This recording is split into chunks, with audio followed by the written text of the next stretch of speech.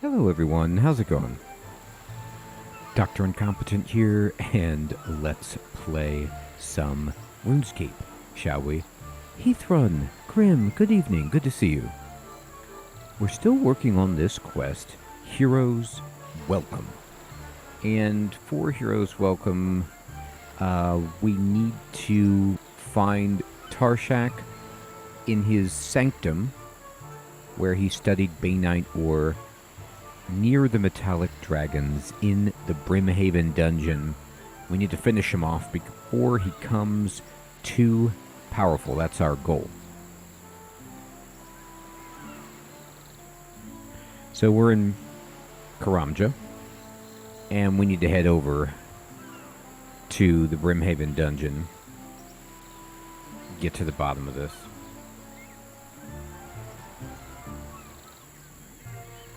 So let's see here. I have some food. Oh, I have a little lamp. Excellent. Okay. And I have this key. And let's go ahead and go to the Brimhaven dungeon, I suppose. Hey, Nickman, Kiva. Good morning. Good to see you. We gotta pay our man, Sanibak.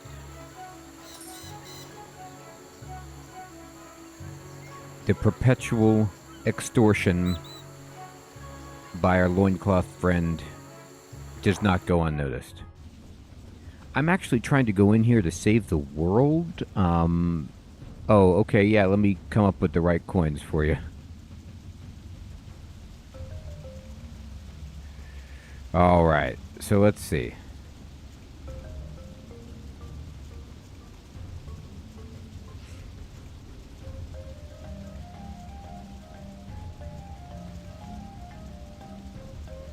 Metallic dragons, eh? There's some big giants.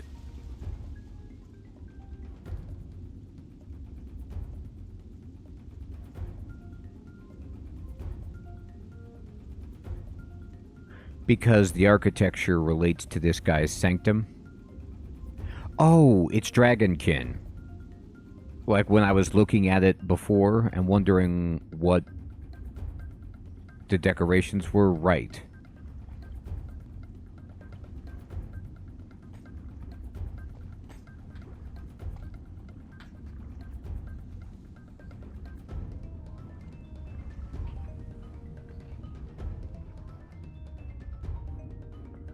So we're looking for, like, mutant arm man.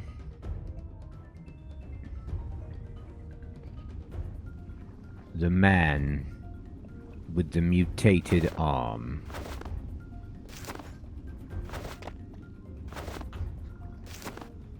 Well, maybe not man, maybe Dragon Man.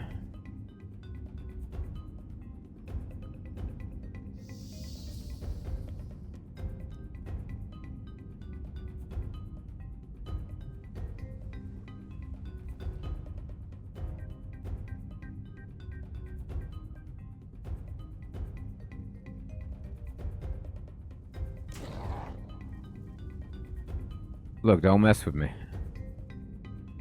I'm incredibly stout.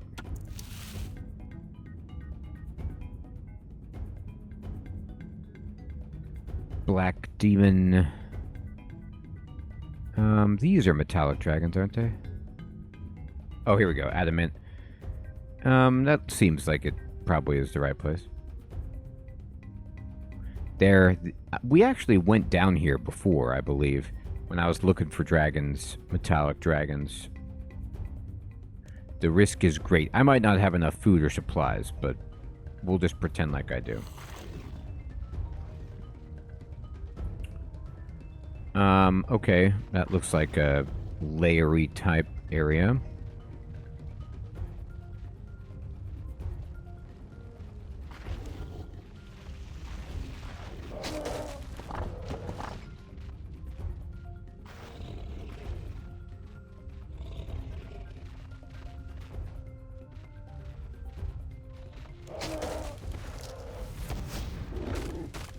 I don't know why my character was going in that direction, but boy was I.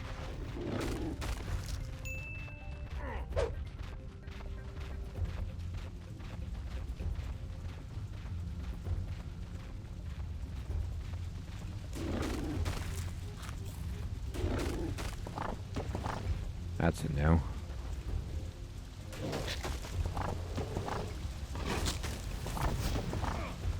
Oh god, that pillar appeared. Destroyed me. Need to find some kind of mechanism. Let's see. Oh, okay. Or that. Oh, I might have just gone the long way around for absolutely no reason. Yeah, that feels like what I did. Okay, so let's regroup. We've got to regroup. Alright, let me look at this. So that looks like the right thing, but let me open this up. Yeah, there could be something over by that lava pool. Alright, but I don't see our dude. There's another little chair maybe over there. Alright. Okay. So... yeah. These aren't quite metallic enough. I mean... let's go here.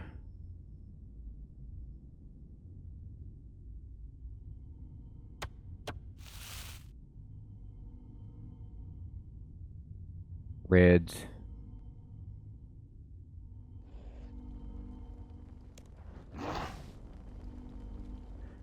Iron. Sounds good. That's metal.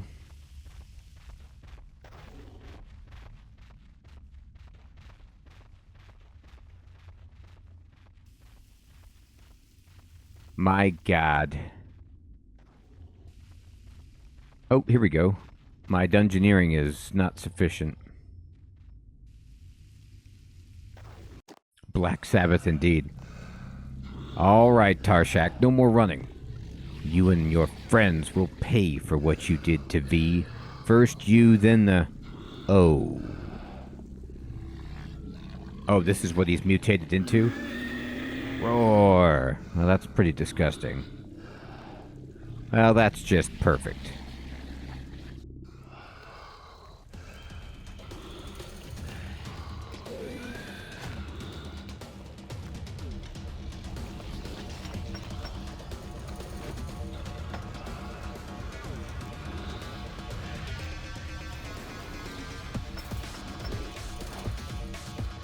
We gotta collapse the roof.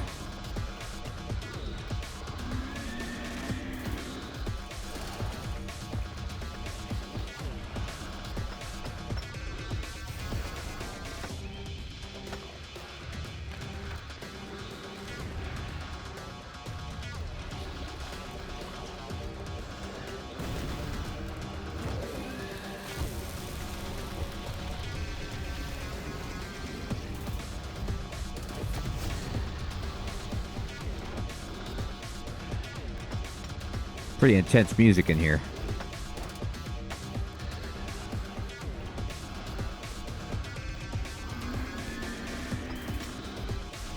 Charge! Oh my god. I'm slamming on my... oh, it's on cooldown. I gotcha.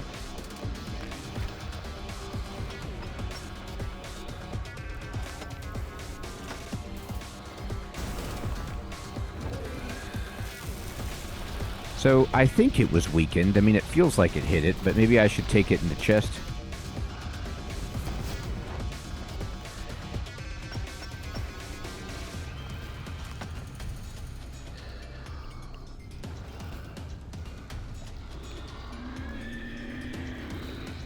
Go, dude. Okay.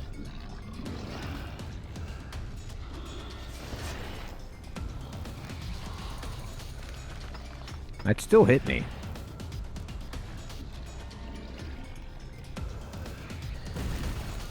I'm going to pretend like that hit it. I don't have enough food to do this. I'm going to have to redo it, but that's fine.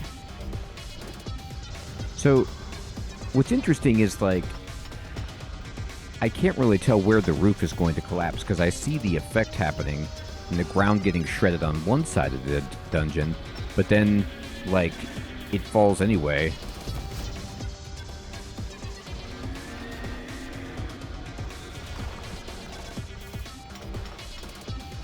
Yeah, see, it just falls and hits me anyway.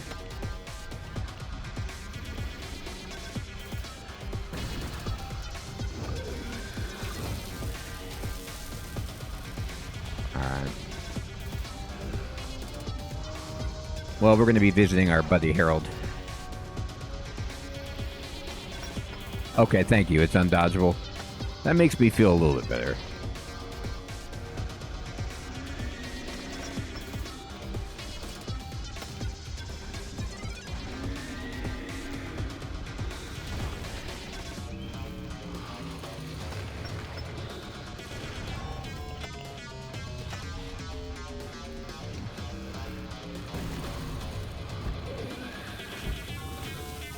So is there, I'm not, like, is there a way to see if you're actually damaging the pillar? Or get a feel for it?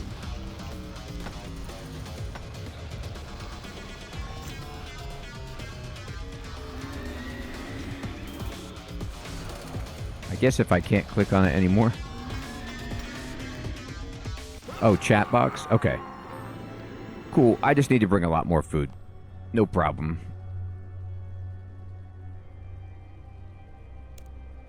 It's expensive.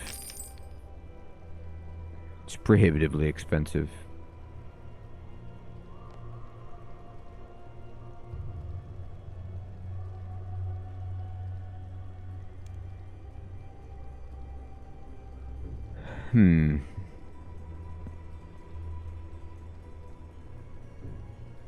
Okay.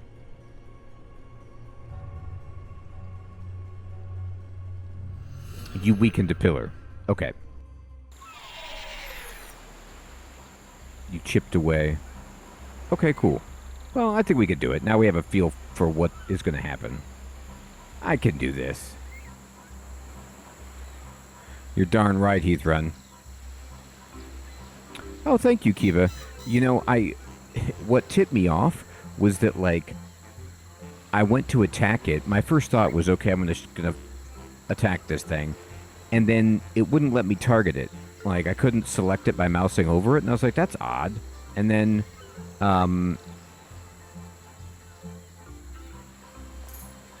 my mouse just went on the pillar and it was like, mine the roof support. I was like, oh, okay, yeah. It's like that giant slug that we smashed. We gotta smash this guy, too. When things get too big and slimy, smash is the best solution.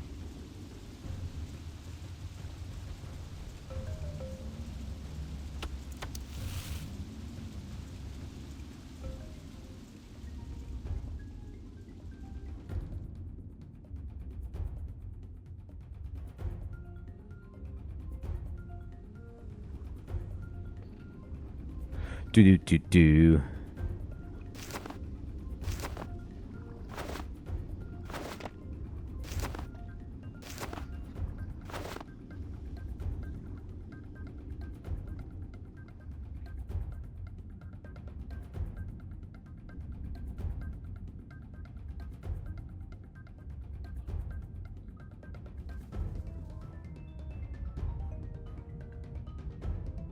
So let's just run with, you know, April Fool's is come and gone. And I know RuneScape has done this in the past. But just, you know, for the sake of amusement, let's just say that VR RuneScape was a thing. But it was like next level VR. And it was super high technology with like haptic feedback to the degree such that we're just having this, you know, theoretical conversation. It got so immersive and realistic that if you wanted to play Iron Man VR RuneScape, you could.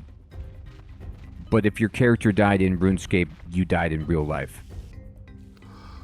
How many people do you think would be playing that?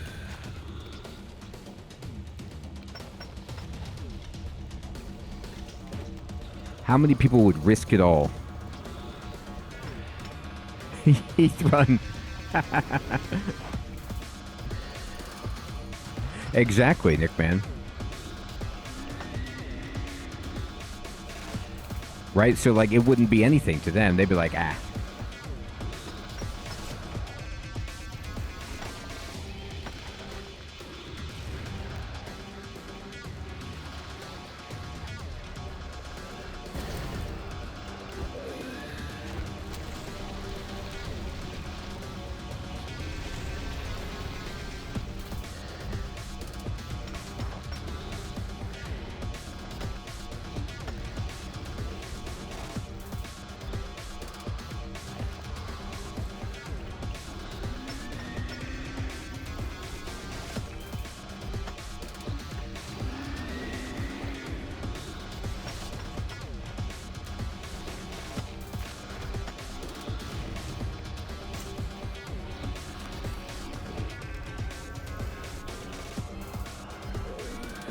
Oh, it didn't work. Oh, okay, there it goes. We weakened the pillar. So I think that pillar's done. If it says you weakened the pillar, I don't think you can do it.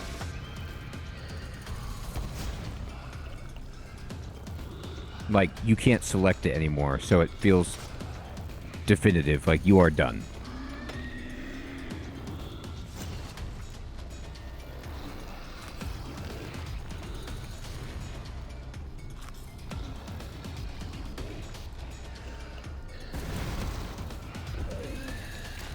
You weakened it. Sweet.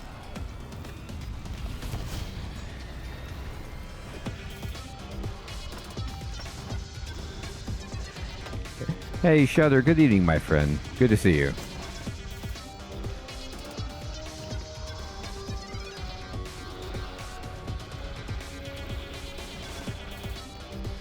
Oh, that pillar's done.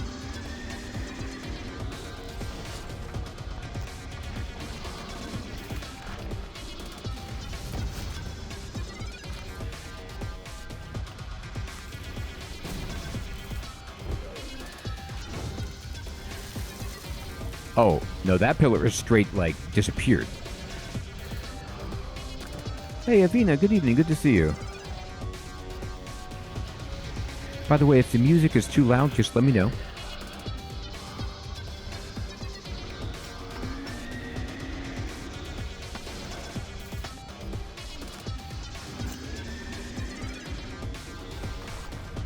It's a pretty thumping track.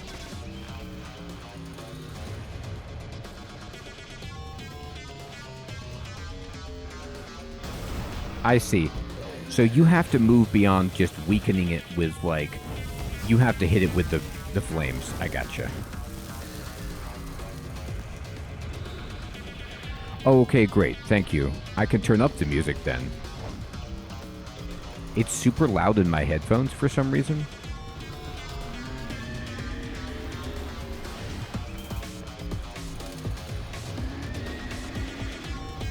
Hey, Sir Theodore, good evening. Good to see you.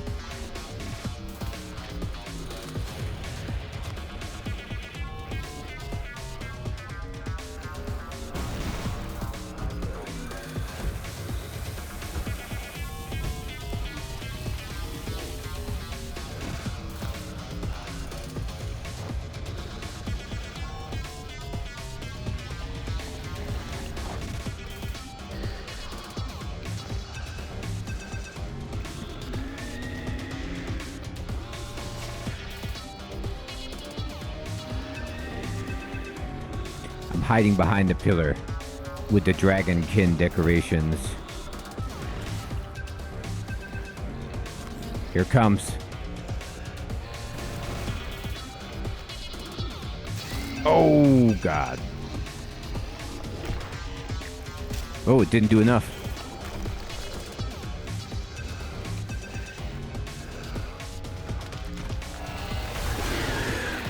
Okay, that's a lot of rocks falling on me right there.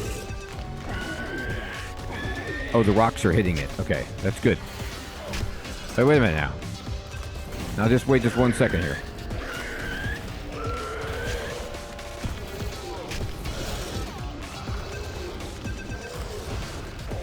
Get out of here.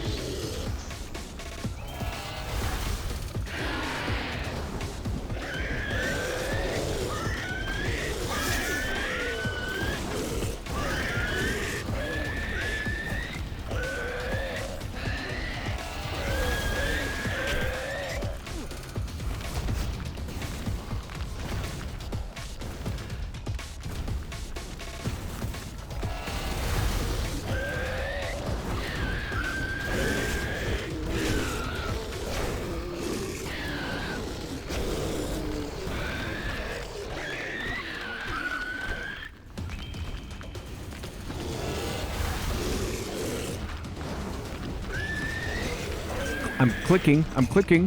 Where are you going? Where are you going? Why aren't you moving? Oh, I'm stunned. Okay.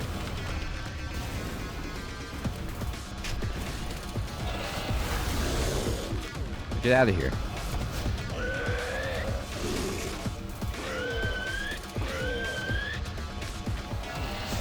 Oh, freedom? Okay.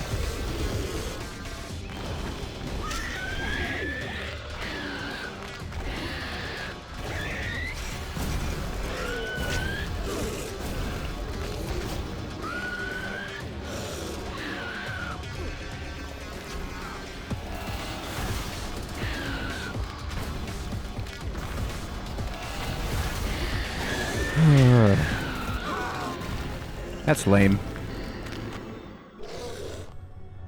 It's lame. So, the tricky part is that you have to move and click. But it's okay. We'll get some more food. No, the real tricky part was that you had unavoidable damage in the first phase, so you have to use your food. So, if I have to do the first phase again, I'm not going to be thrilled. Good thing it wasn't VR indeed. That would have hurt.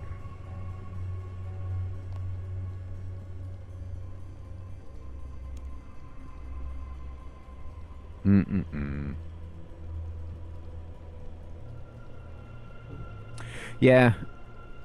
I had, the only button I was pushing Surge, basically, as my main thing. I was just clicking him to target the enemy.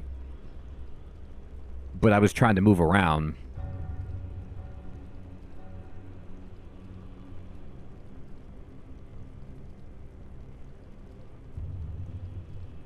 It's alright, we got close. Here, I got an idea.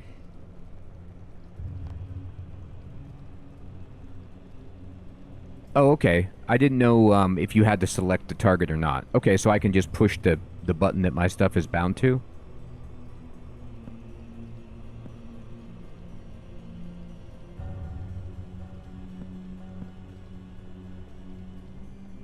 Alright.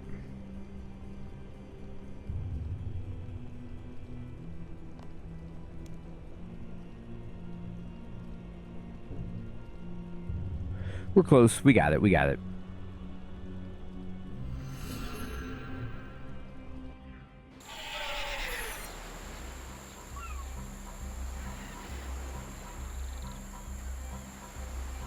Actually, wait 1 second. Avina, this is the second time. So, what you have seen is that this is the first time I've ever seen it, and this is the second time I'm doing it. The first time was to learn how to do the first phase, and then the second time was, oh, is there no bank in this town? Okay. Be right back. Be right back.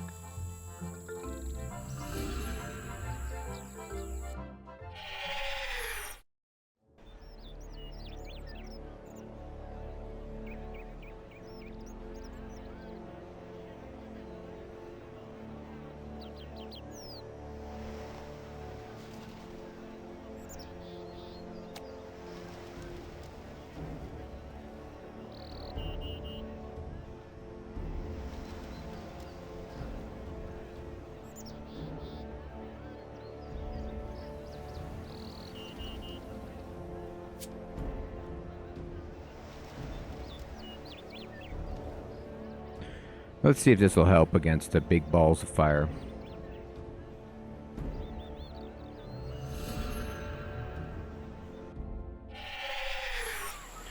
You guys think magic is the best prayer, or should I pray for, like, what do the rocks count as? Is that range damage? Is that something else?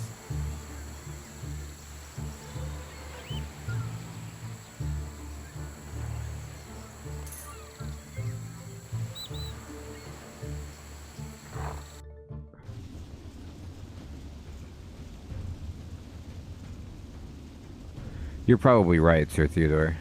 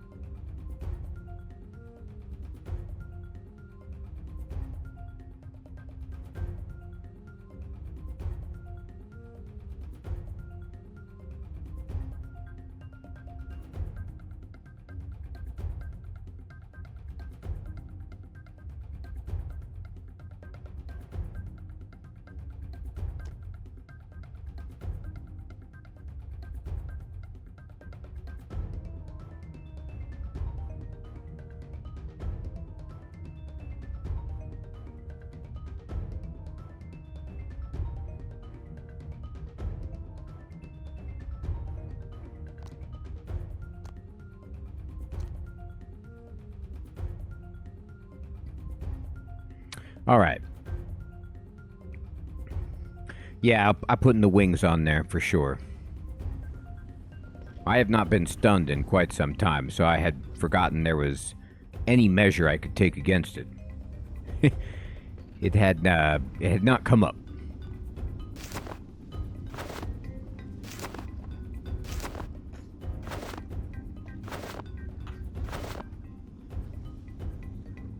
All right. So we're more prepared. We've got more food. We've got more potions. We've got freedom bound. We have the knowledge of what's going to happen in the fight. Feel better. Actually, you know what I was thinking of is that second surge would be useful too. Like having another surge to do.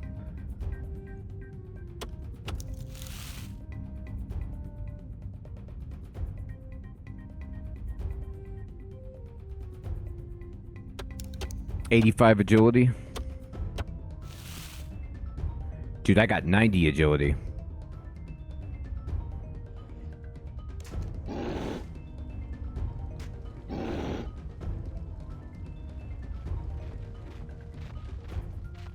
Ah, you gotta do the Anachronia agility course.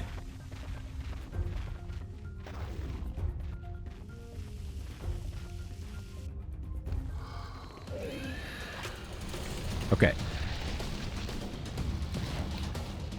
We do have to start at stage 1, which is kind of unfortunate, but whatever. Let's do this.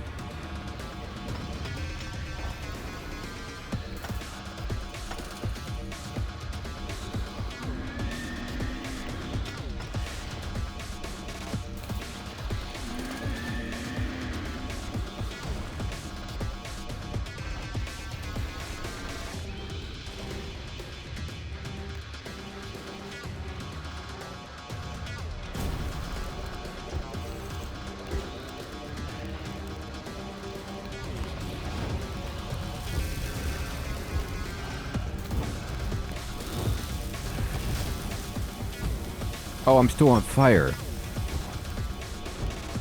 Ah, what a waste of my food.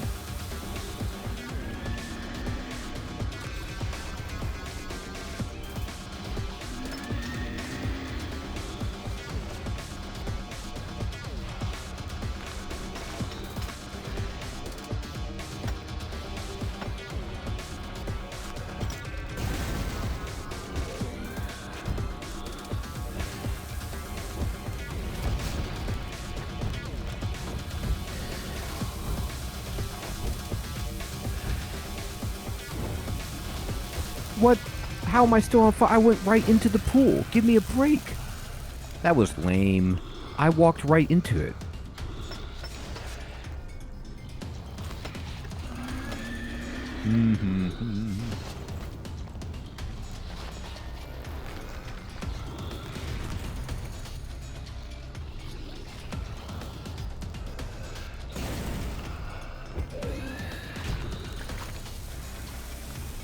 I might have to restart this because I wasted so much food on the fire. This is tough because it's like I don't understand a way to avoid the fireball. Can you dodge the fireball and still have it hit the pillar? It seems like you have to stand there.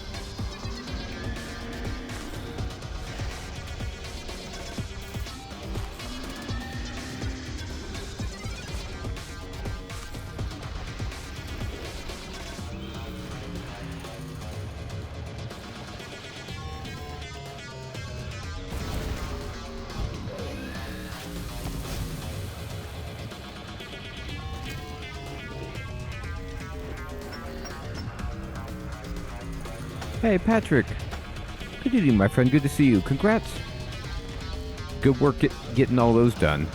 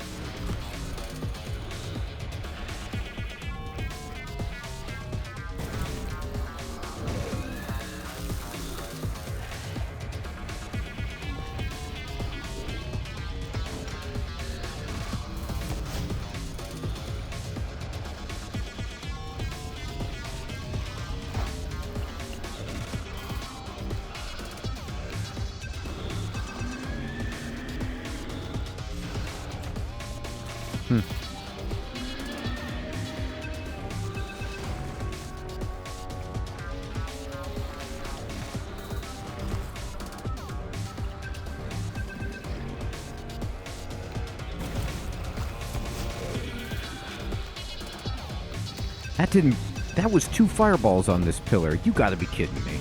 Oh, there's another one. Oh, God. I'm so ruined. I don't have enough food. Yeah, Kiva, you're right. I didn't realize I was stopping to mine it.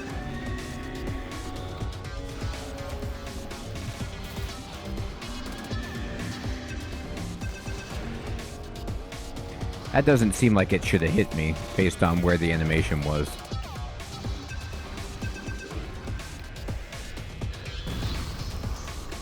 It's not down still?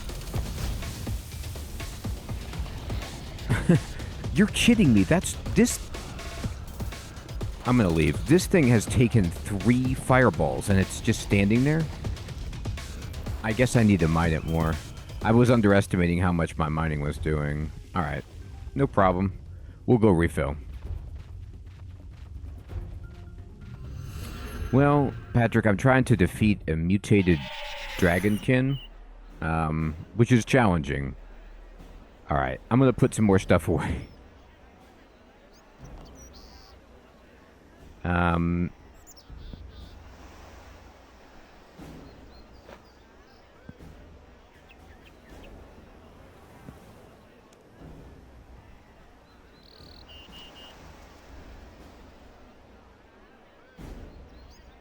Okay. Let me see about that.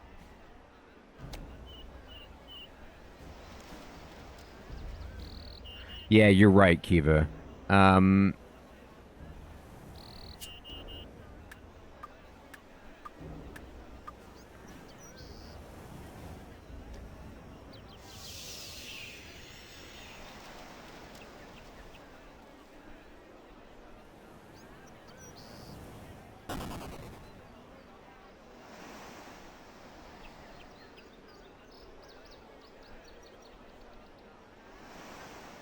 I have the charm equipped.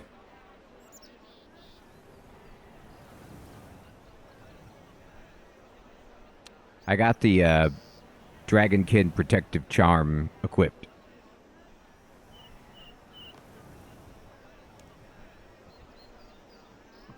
Alright. Now this is a lot more.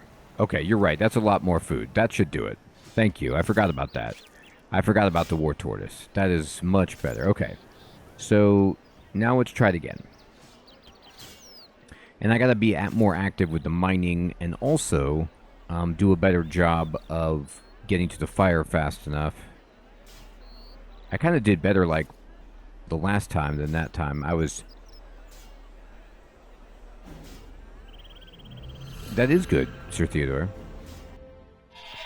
I believe what happened was like I was just kind of thinking I could just coast in phase 1 and was thinking about phase 2, but now I gotta concentrate on that first one.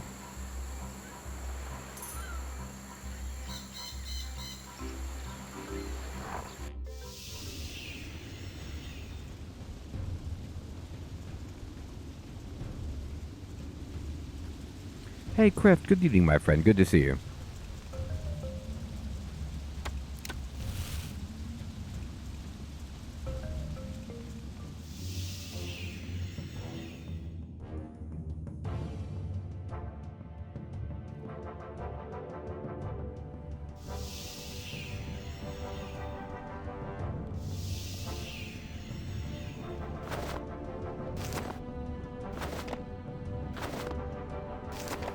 This is a dumb question, but just out of curiosity, with what Sir Theodore is talking about, with like just, you know, miscellaneous damage or whatever the damage that is being dealt to us by the falling boulders, if I were to wear a different type of armor, like, would melee armor be stronger at reducing the damage from the falling rocks?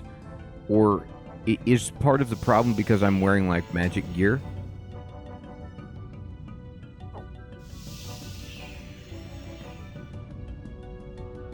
Just the shield would be the only change? Okay.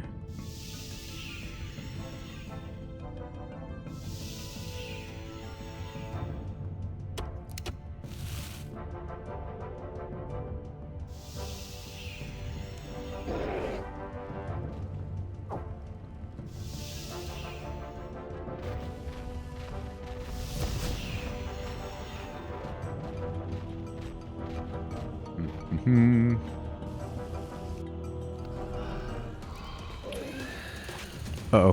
We're into the fight. Okay. Drink that potion. Alright. Here we go.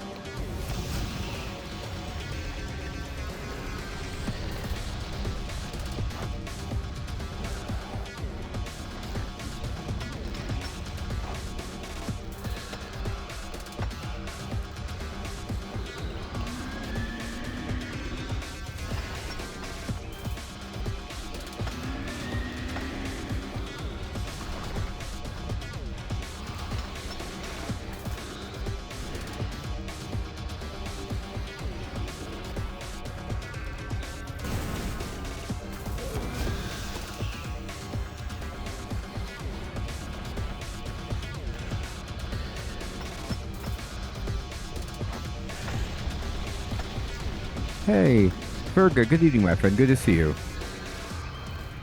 Yeah, that one went down much faster. I think, Kiva, your point was 100% right, which is that it kind of takes you... Something that he does, or whatever it is, it takes you out of mining, and you have to keep making sure that you're still mining.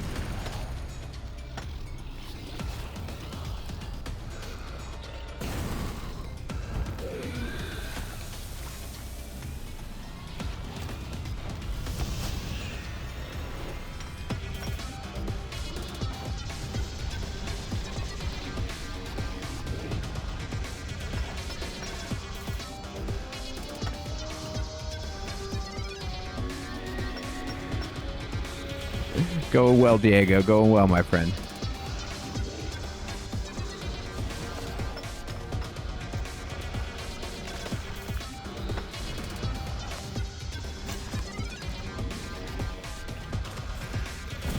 Got it.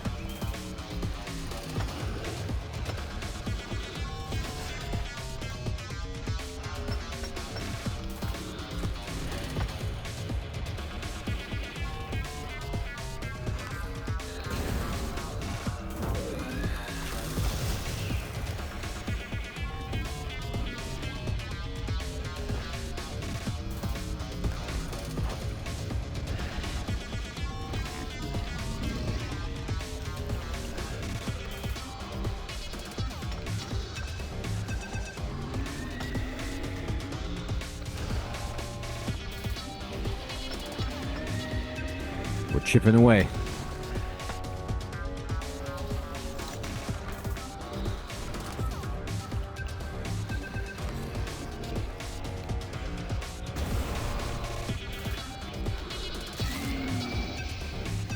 It's part of a quest, Avina.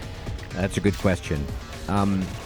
Here's a question I have for you old RuneScape folk.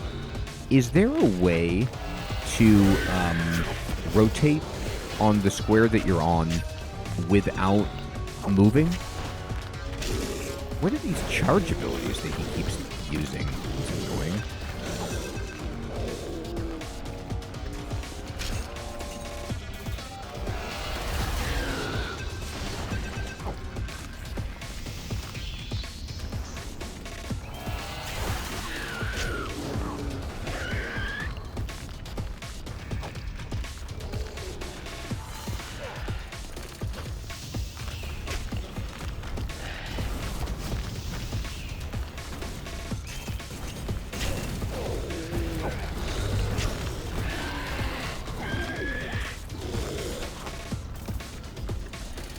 He's using melee? Okay, thank you. God, the cooldown on Surge is not ideal. But are the fireballs, magic?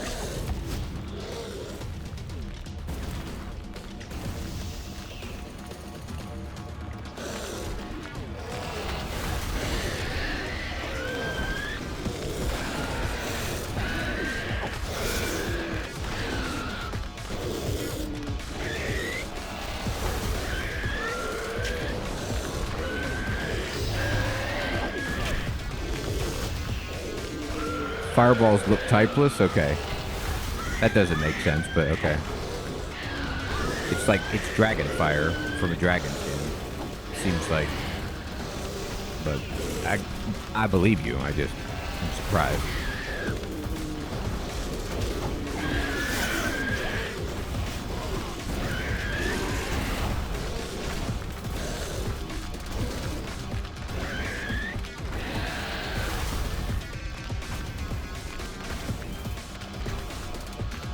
Oh, we got it?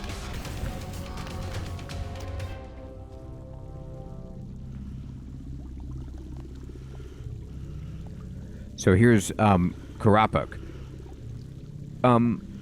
I forgot, when I'm pushing the button to eat my food, am I pulling from the turtle's food, or is it just from my own food, and then I would have to manually extract the food from the turtle to use it with my binding?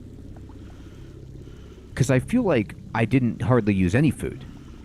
So you got to extract, says Nickman. So that means that time I didn't even need the war tortoise. Like, I just was able to, I had plenty of food. I think it's because I took less damage in the first phase that it wasn't as bad. Well, I had to.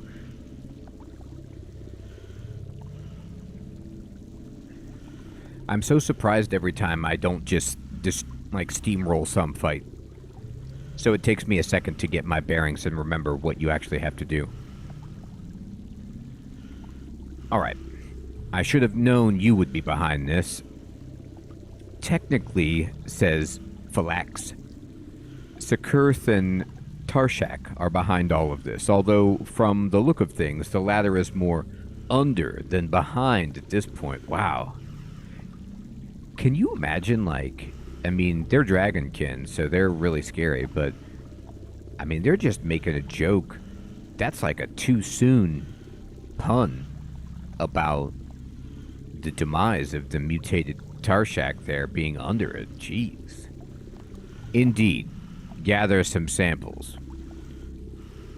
They all have that, like, clinical mind. The dragonkin, they should work at the Mage Tower. You know, like, they should just be researchers. They love it.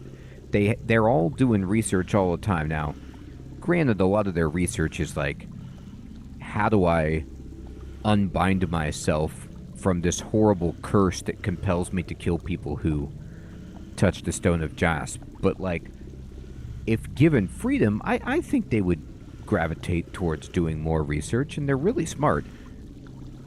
And they have that disposition of not caring what happens to their, the subjects of their experiments, which is pretty key.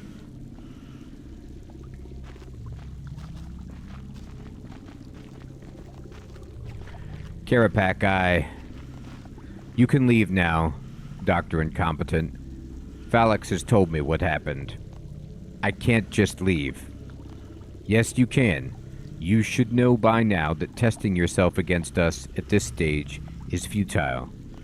This is, however, very interesting. The idea of the link between us and the false users seems to echo what you told me about delving into Strysath's mind. What about Tarshak and the Necrocytes? Tarshak was an idiot. We sent him to try and investigate the newest false user ages ago, and he spent his time on pointless plays for power and authority. Now his stupidity has caught up with him, although it took several tons of Bainite ore and that quaint little charm to finish him. In any case, you are of no more use here, Dr. Incompetent, so go. That's not what I meant. I can't just leave because they are in the way. Ah, I see. Try not to die. Oh no!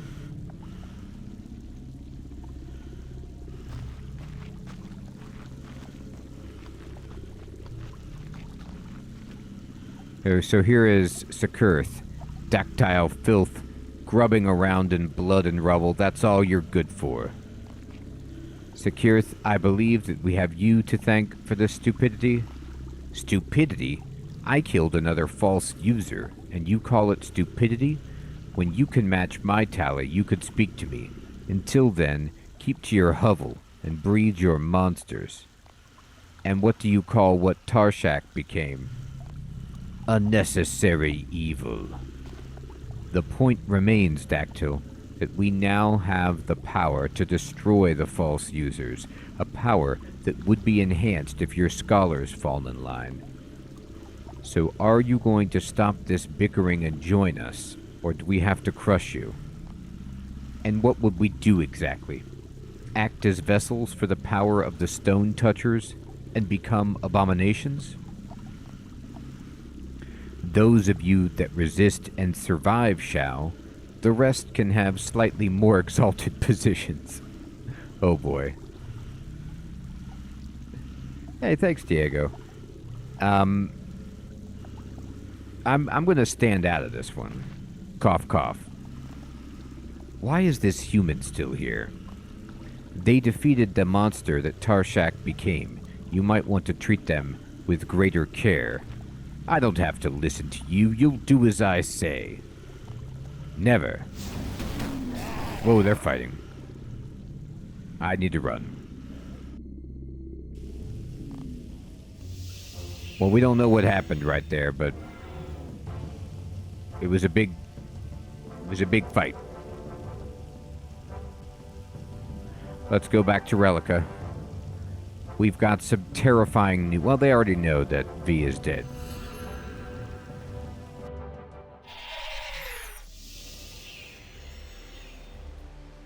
Maybe we can use that spell that we used to reanimate the Dragon Rider statue and reanimate V. I mean, granted, he'll die instantly because he has no head, but at least we, have his body to bury properly for the funeral services.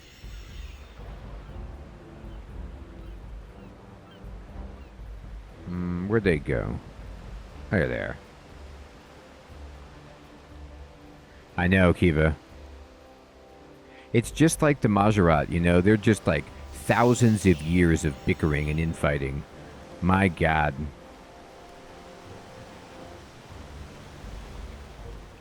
That's one of the great things about, if we're going to say what are good things about the human lifespan.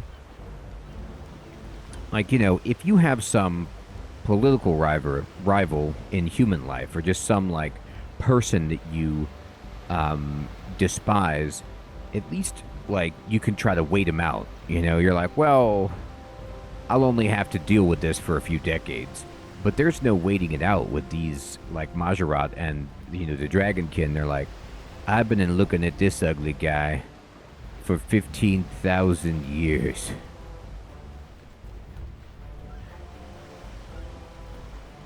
This guy has irritated me for millennia. I can't even imagine, like, what, you know, Azanadra or, like, any of the Majorat, the weight of the sigh that they must give when they see Sliske coming. They're like, oh god, this guy. This guy with the smile on his face, he's gonna make my day terrible. I just know it. And he's gonna laugh about it. I have some news for you both. We have some too. Can you come with us to V's Island? We'd really like to show you something. Are you ready to go? Ready as always. Kiva. Hilarious.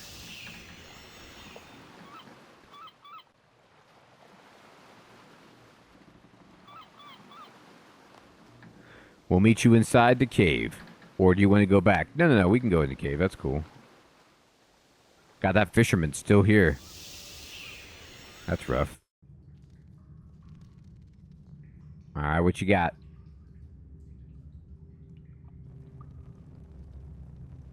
Oh, wow. Look at that. What happened here? We've converted this island into a shrine to V and his works. All of his people helped. The Fremennik, the Moon Clan, even some of the Mountain Tribe. Wow, all the Vikings got together. Moses, good evening, my friend. Good to see you. I gotta tell you what, I know Nickman played Melvor Idol a bunch. I really enjoyed it when I played it. I think they even might have like a DLC out for that. That's a cool one.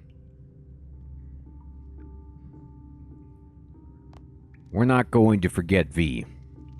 And we won't let those that took him from us forget his legacy either. On that note, the Dragonkin that dealt him the final blow and stole his energy has been stopped. And the rest of them are fighting tooth and nail over what happened. I don't think they'll be working together anytime soon. The problem is, I don't think they have been stopped overall. I still have a lot of work to do. And the Dragonkin who came up with this scheme has gone unpunished for now. I will still need to deal with them directly. That's a problem for another day, Tonkur.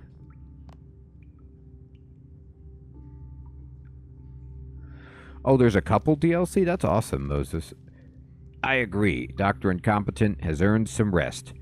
And we will live up to our word. You will find that all of these people stand with you.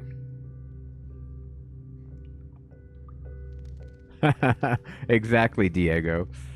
Oh, God.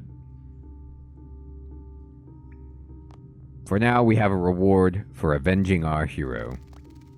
Stay here a while. Speak to V in your thoughts if you need to focus. We all believe you'll set this right one day. Exactly. Take a little time. You don't have to deal with this all in one go. Even heroes need a little rest every now and then. You're right about that. Thank you both for the support. I guess it can't hurt to take time to come up with a good plan. We'll leave it to you. You have our thanks again, Tonkur. Hey! How about that? Heroes welcome, all done. Ooh, we just get like a boost to the amount of runes that we make when rune crafting. And we can fight the Abomination, the Adamant Dragons, Banite Ore, and a couple of keys. Excellent. Oh, that's awesome, Moses. Okay, so Hanu, the emissary of V. Who are you? My name is Hanu, and I am here to uphold the memory of V, hero of the Fremennik. I am the #1 fanboy of V. My mohawk is an inverted V, out of respect for V. If you wish to find out more about our great hero, I will be honored to help. You can also declare your allegiance to his memory. If you do, I may have some work for you. Alright. Can you tell me about V? What do you want to know about V? Who is V? V is our hero. From humble beginnings, he grew in courage and wisdom, took on the great evils of the land, and sent them running for their creator. He taught us the meaning of heroism, gave us our ethic. He built some of the rune altars before magic became a sticky point with the rest of the Fremennik tribes. When Guthix placed his edicts to end the God Wars, V had to leave. He came back when the edicts ended. Having helped 1,000 worlds, we gave him a memorable welcome. Then, say no more. I was there, and it was really bad. I know what happened. What does V want? V's gone, but we want his memory to live on. We want the flame of heroism to still be lit in the heart of the oppressed, help them grow brave and uprise against their tormentors. May the tales of his great deeds awake the hero in each and every one of us. Okay. This all sounds good. That's great. Let's talk about something else. I'm out. So, at first when I saw that they wanted me to come in here, by the way, this man is flying. Now, when I see him flying, am I thinking he's like Moon Clan man? And he's using magic? Like V wasn't flying. What's up with this guy? He's just the emissary. Alright, that's cool. You fly up in the air. So he's Moon Clan man? Okay, they float. Okay, that's what I thought. So, you know what it is? I thought that I'm correct. My memory is fuzzy because I haven't been to the Moon Clan town in a while. But I thought it was all women, and the only men in the town were the bankers. Or maybe I'm not remembering that right.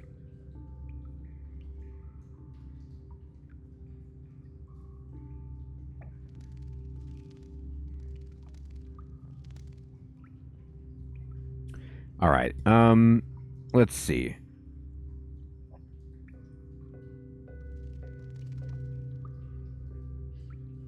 So there must be like some other area of Moon Clan dudes who float.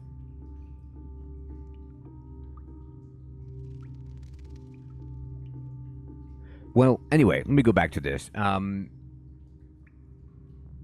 When I first saw this statue, I was thinking that it was like V himself, that somehow they had like put the statue up on the pedestal and that is V inside there, and then like with, you know, rubber cement or something, they had attached the exploded head or made a new head and put it on there. But this looks like it's just some independent statue. I don't know what they did with V's body. Probably tidied it up. It might not have just... Maybe I'm not remembering that either. It might have not just been his head. The whole thing... He might have just been entirely exploded, actually. Now that memory... Like, I'm trying to remember what happened to him there.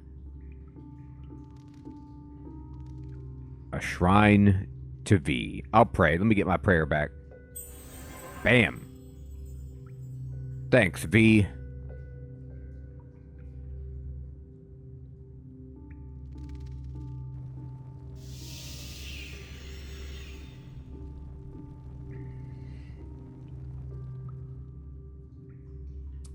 All right. Here we go. So now, let's look where we are. We finished Hero's Welcome. The issue is to continue Sliske's game.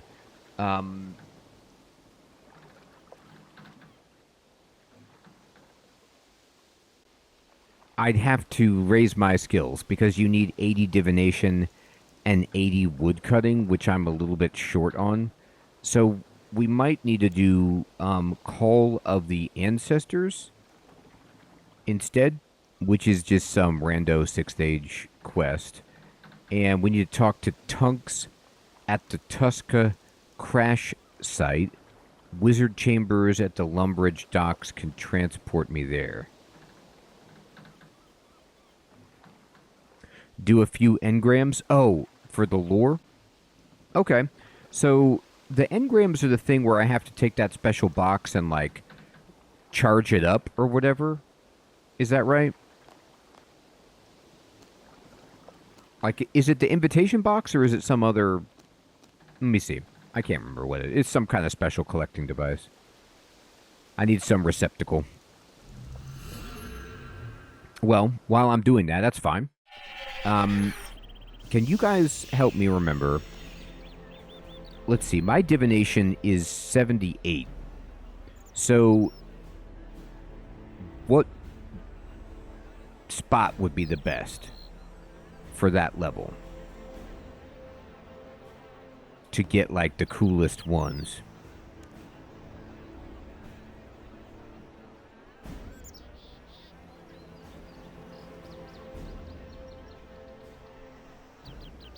So I gotta just charge up this memory jar?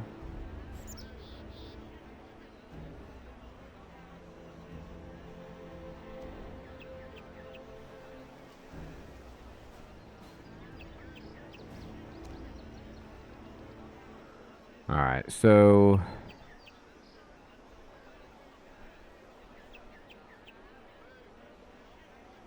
Let me look.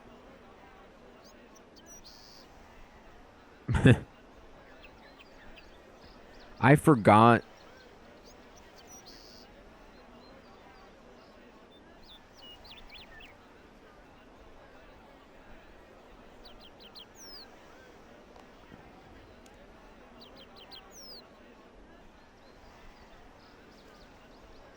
Oh, the engrameter thing, right.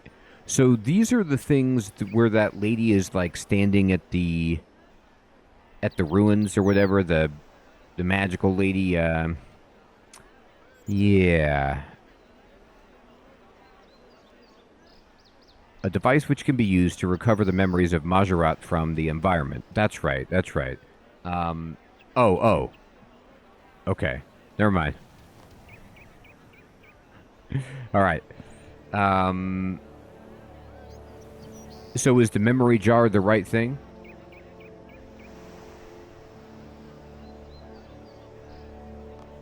I don't remember at all what I need.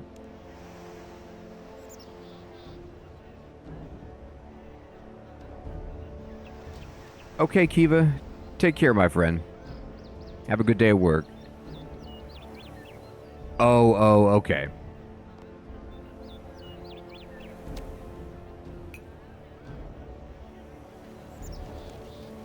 I will. Give me 1 second. I gotta get my stuff.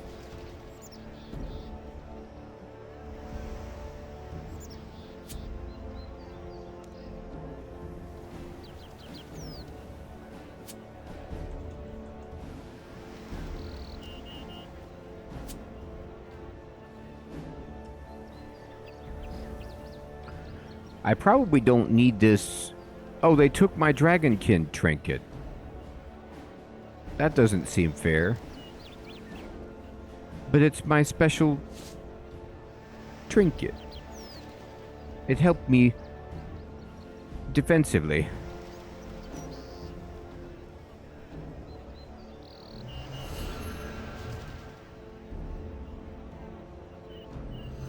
Oh, right. Empty it, because I have to collect so many. Thank you, that's right. 1 second.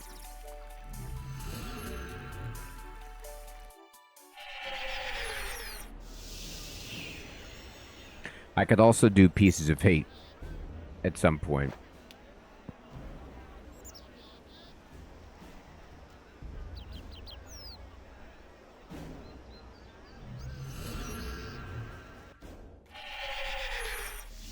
Okay.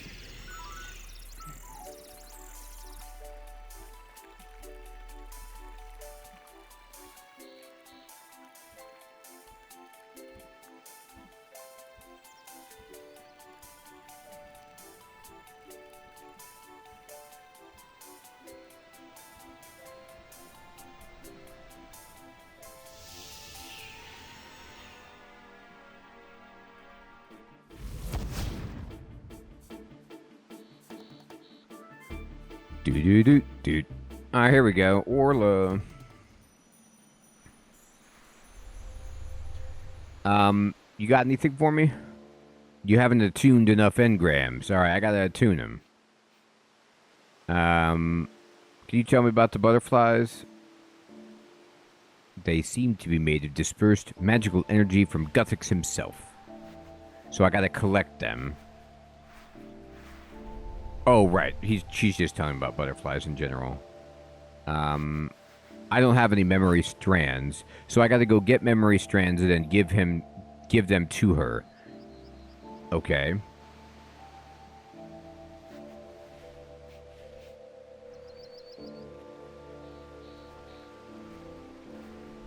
Oh,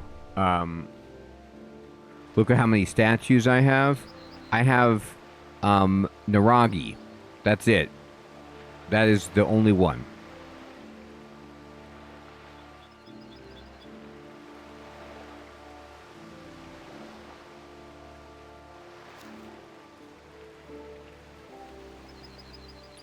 Found on the docks of an island devoid of pests. Found where the fairy queen is seated. Okay, so I can go to any of these places and just try to get the memories?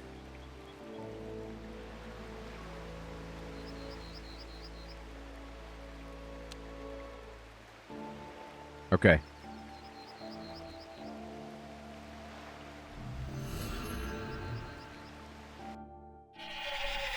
Void Knight Outpost it is.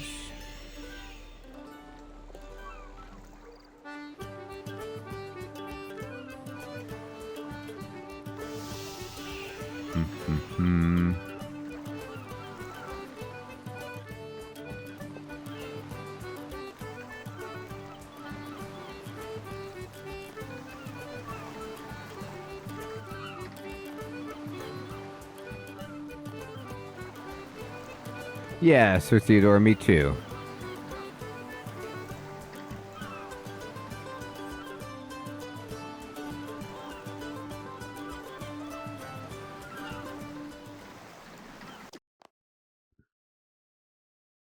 Okay, Nick man. So I find an engram in the wild. It's not something I have in my bank. I charge it with specific energies, and it tells me what type, and then I hand them in for experience and lore. Gotcha. Alright, so this says it was found on the docks. So we'll look all over.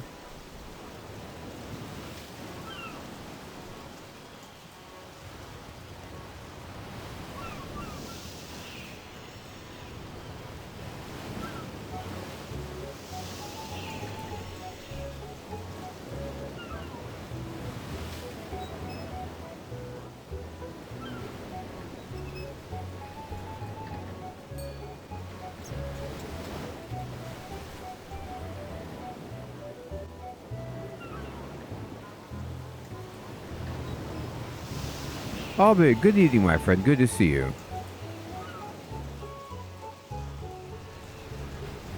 Is it something that would be... There's docks over here, too, I guess. Is it something that would be visible on the minimap, or is it something that appears when I get close? It's been a while.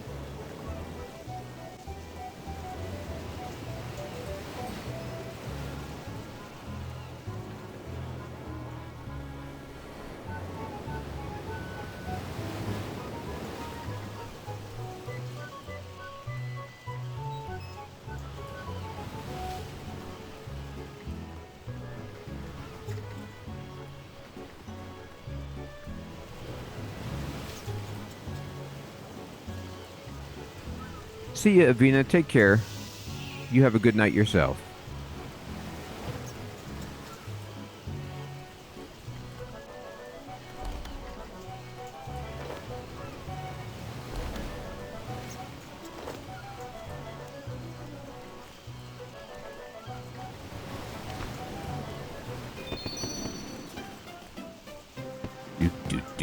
Do. Alright, I don't know why I took my clothes off. Suspicious. It appears with high contrast. Okay, that's cool, but what if I mouse over it? Will it, like, the mouse change, or is there some kind of indication?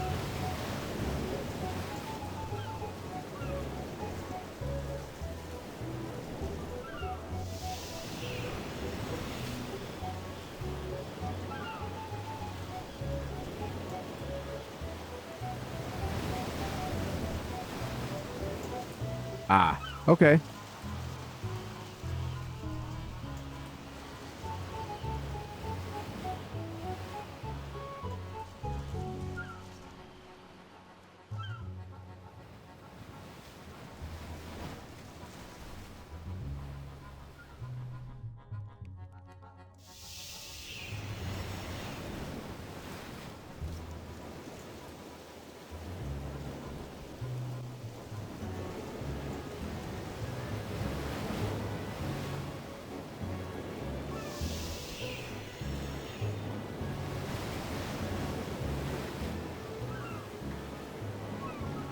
Oh, thank you.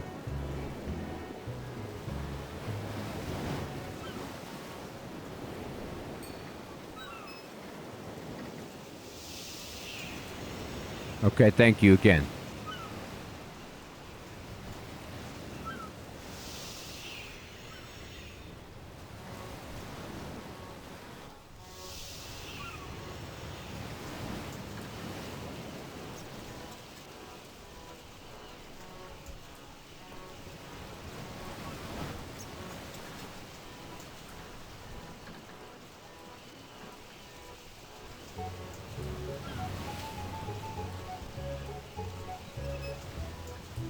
Hmm.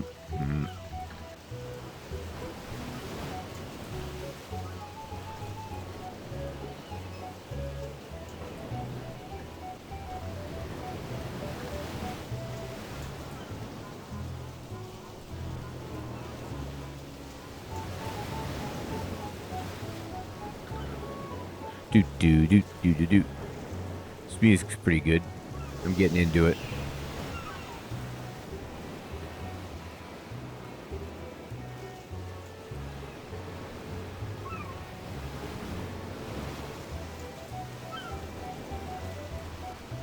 Minigame Spotlight Podium. You know it. Oh, I see it. I found it.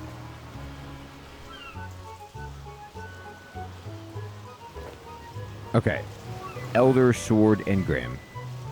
You may charge this engram for an increased connection to its echo. It will require 400 flickering energy and 100 memory strands. Charge it. It requires more of a certain type of divine energy to charge. Right. Okay. So, now we're getting closer.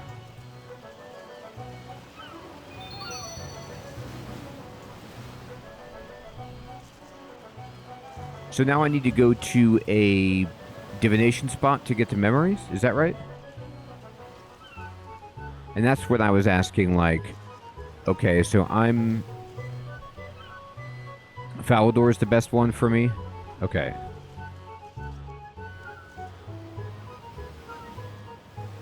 I can transmute a raw shark.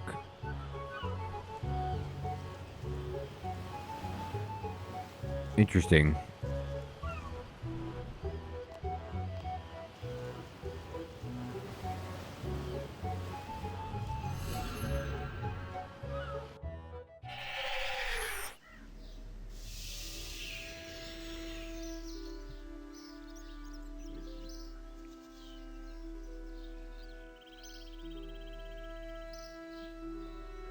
All right.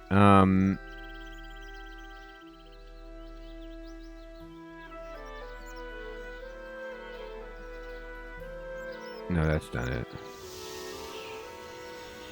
Dee. There it is.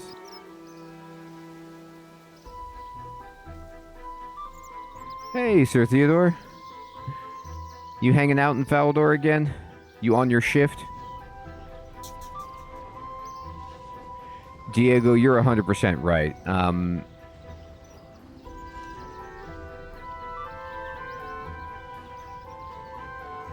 Oh, I got to just click on these things. That's right.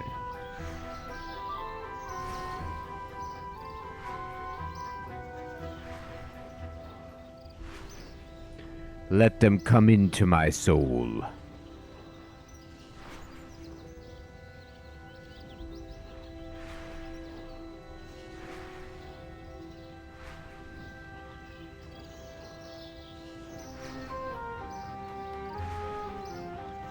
So these are flickering enriched. So is the enriched the one I want to use and then it like powers up all the ones around it? Or is that an even different thing?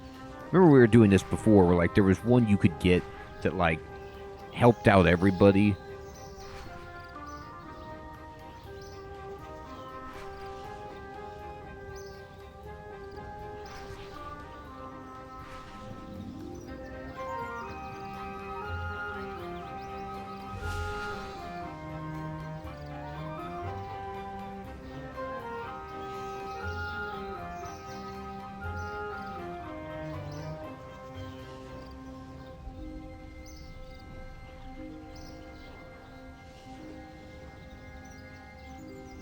Just say convert memories.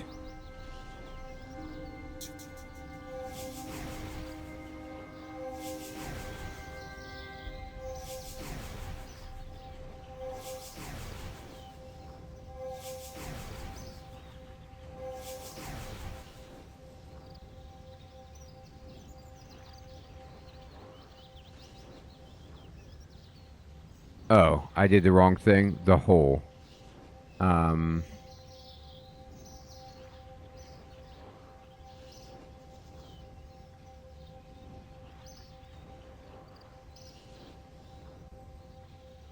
Oh, configure. Okay.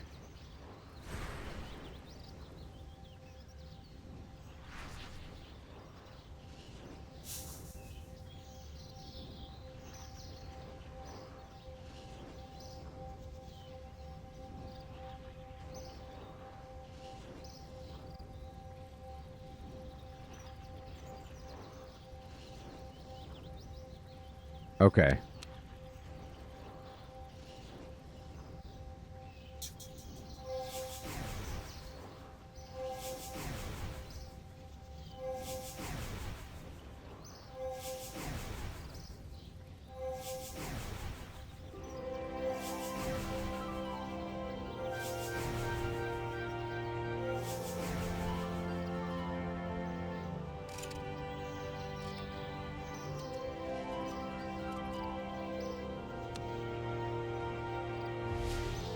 $400 flickering. Okay.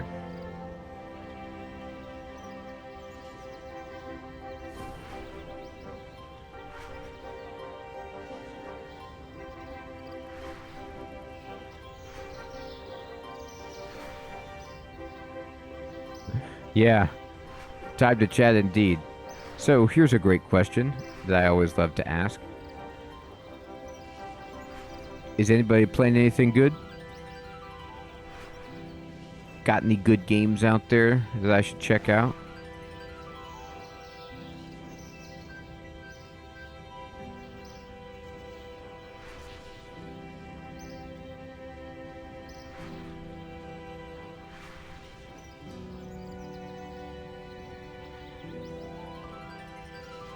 Hey, Cold Coffee, good evening, my friend. Oh, 100% I'm blue.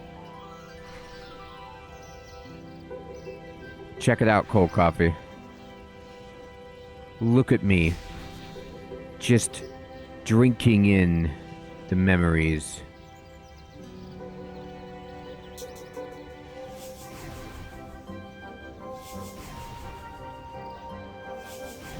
Oh, cool, Sir Theodore. You know, Nick, man, I've had Peglin on my wish list, and I've been for years, I feel like. What is that game about? Like, what kind of a game is it? It looks cool.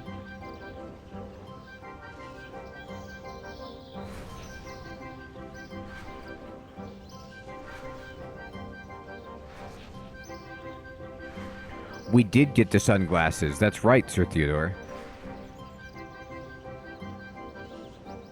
That's right. That seems sweet, Nick, man. I'd have to check it out. I don't even know if I played Peggle.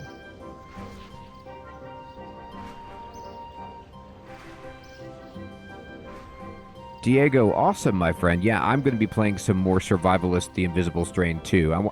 I'm really enjoying, like, I only have 2 people. I'm so early in the game.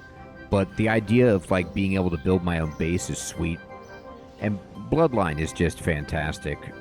It's such a great game. I'm wondering if there have been any major updates in Bloodline since I played it last a few months ago.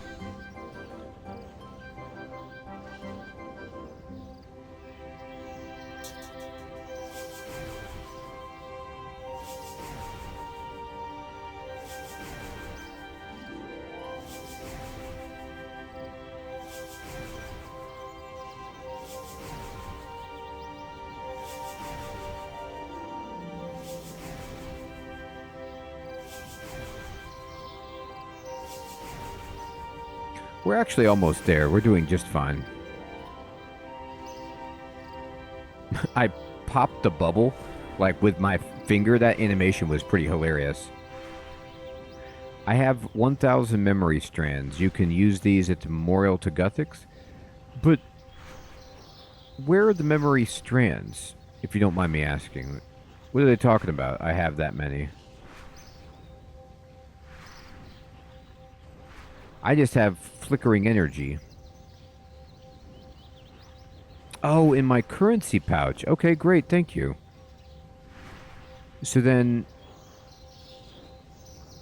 I have plenty. I just need the flickering energy.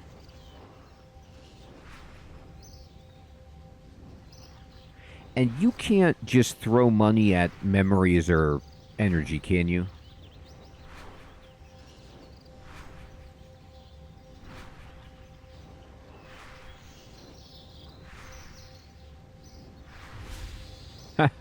Cold coffee, that's so funny. Yep, that's true. Can't use them. You can buy the energy. Oh, okay. These are expensive. I'm not as rich as I once was after buying another year of Premiere.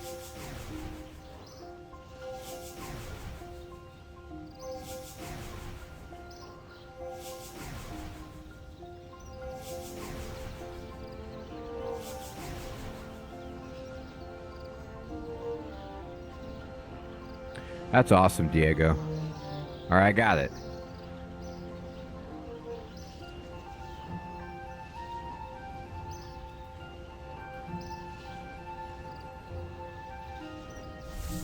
Charging it. All right. So now I take it back to the lady. I tell you what, Cold Coffee, yes, I have several videos up already on the channel of the new Oblivion, and it is awesome. I mean, it's like playing Oblivion again, which is such a fantastic game, but the graphics and some of the changes in quality of life stuff, it's just so good. So good.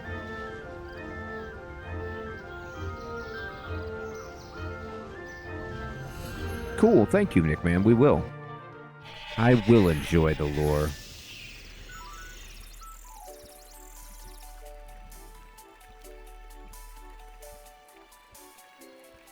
Get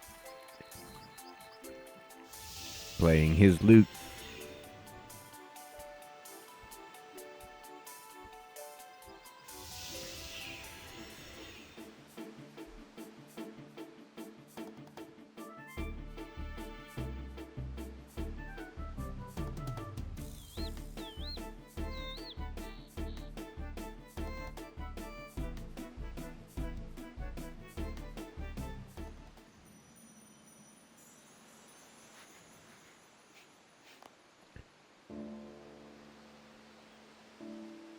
I've charged this engram with divine energy and some memory strands. Could you please take a look at it?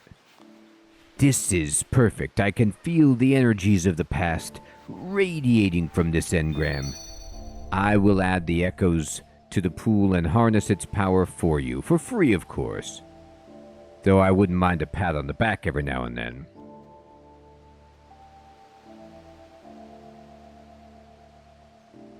Okay, Diego. Hey, look at that. That was actually a pretty good amount of divination. So we only need a little bit more. Maybe another engram or 10.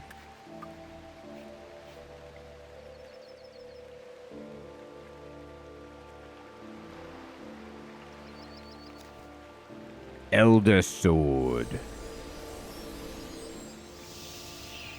Whoa. The blade seemed almost drawn to this tiny moon. I later learned they shared a long history. I discovered rents in the dimensional fabric, wounds in the weave between worlds that will not heal. Those threads allowed me to find my way to many worlds that would otherwise have remained forever hidden from the blade. Dimensionally speaking, Xenaris is a nexus of planar threads. Its radials spiral into a network of near infinite ravaged planes, husks of dead worlds, drained of every ounce of life. So this blade, is this the weapon that Guthix picked up and used to kill the first god that he slew and ascend to godhood himself? And then he found it on Xenaris, on the moon? The moon of Gilnor? I was alarmed by this revelation. What interdimensional predator could wreak such devastation? Oh yeah, cold coffee. I have, actually most of my videos are just,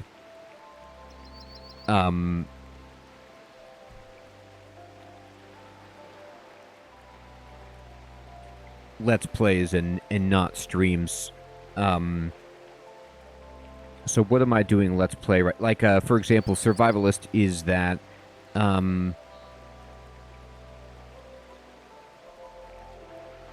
Oblivion I streamed once, but most of it is just me playing it by myself in a traditional Let's Play, for example.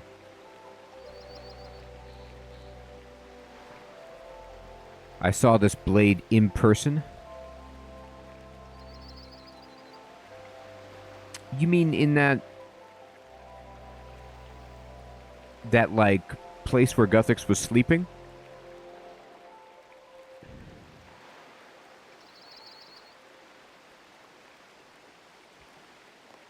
Was this the work of Tuska, the great beast that devoured my kin on Narangun? Could its appetite be so voracious, or worse, was Tuska but one insatiable entity in a great swarm of devastation?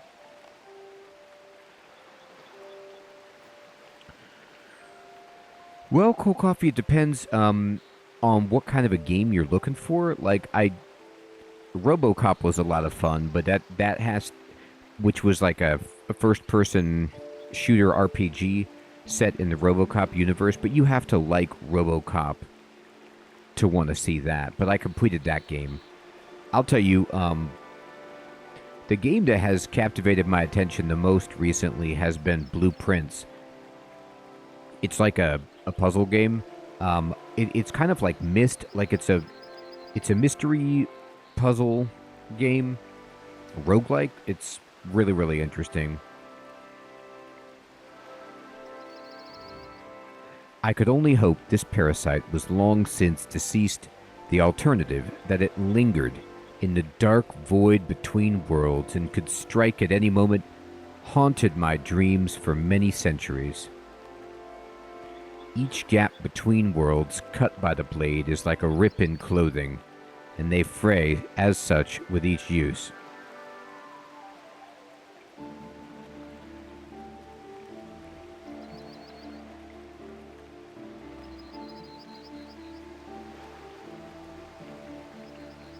I see, Sir Theodore. So, interestingly then,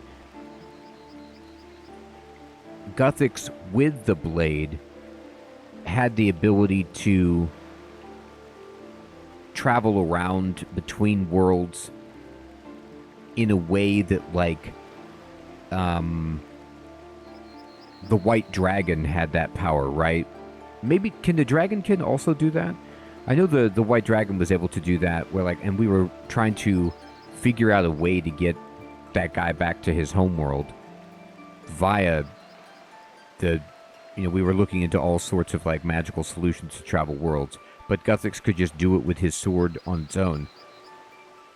But V was able to also travel around to different worlds too. So maybe the reality slicing, you're talking about multiverse, not just different worlds within the same, like, universe created by Jas and sisters. I must take care to hem each edge I have carved. Only the blade keeps them stable. Many pieces must be sacrificed. Calamity, I underestimated the ability of the blade. I have sundered a planet. Whoa. It was a world of divine beauty and fabulous magic, a realm of wild nature where 4 ruling courts of the seasons were in constant conflict yet maintained a tumultuous balance of power. Yet at the core of this world of light, I witnessed a great darkness, a corrupt, ravenous presence, a bloated parasite that fed voraciously on the living, whose appetite could never be satisfied. Arrogantly, I sought to cut that devouring corruption from its host. Instead, I destroyed the planet, shattering its fragments across the cosmos. Oh, maybe this is Guthix's lesson about why he's all about balance. Like, maybe right here he learned that they're all necessary to maintain balance. Worst of all, I fear my actions have released corruption from its prison. Its tendrils entwine the threads of mortality. It has taken root in pathways I have opened. There are places I now dare not travel for fear that corruption may probe deeper into the cosmos and find a new host. I have sought out the elements of the sundered world. Some of them endure a land of perpetual light, and one of eternal winter, and a periphery where neither can endure the other. But there are large fragments of Renmark I have been unable to locate. Renmark, home of Prince Ramlet. I can only hope that some of its inhabitants may have survived my hubris.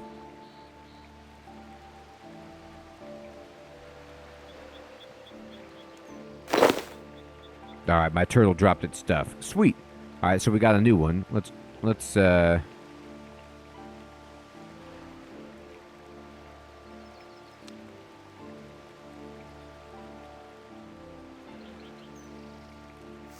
Oh my god, I didn't mean to do that. Where am I? Get me out of here. My god. I forgot about that place. Now let's try to check the plinth. That was terrifying. Alright, number 3, Fairy Queen. Okay, well. That we can do.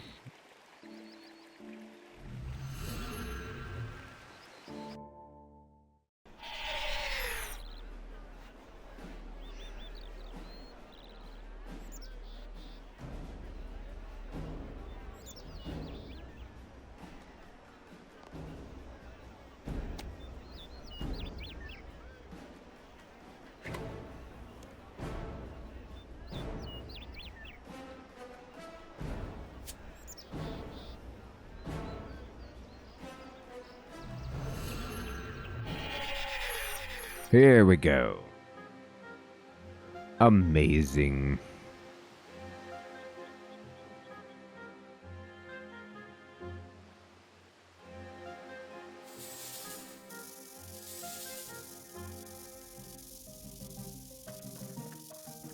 Alright, so it's where the Fairy Queen sits.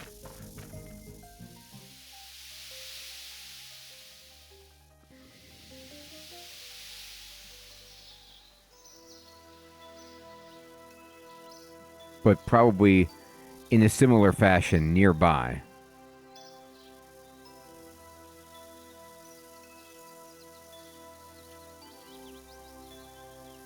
Well, first of all, let's just check in there.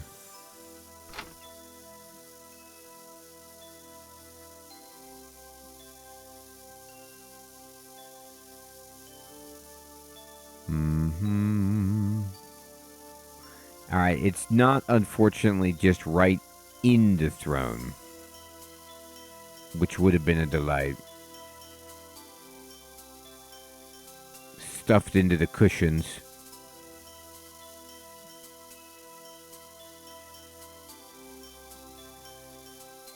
Alright.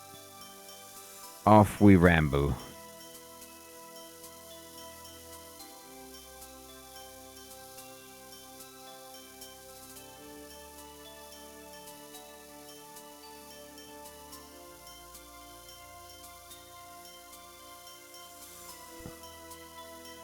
Fairy Queen, do you by any chance...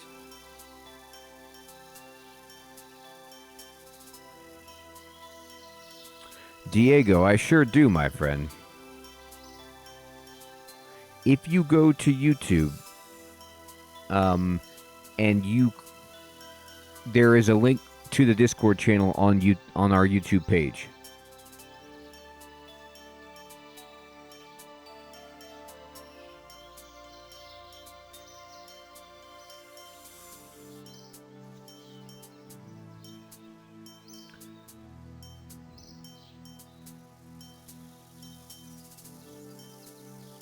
Alright, I gotta look real close.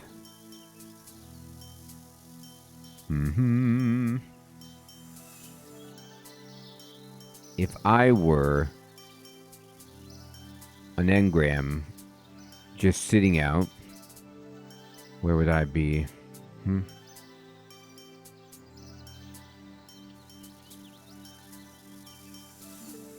this isn't the only place that the Fairy Queen is, right? We've seen her in other locations.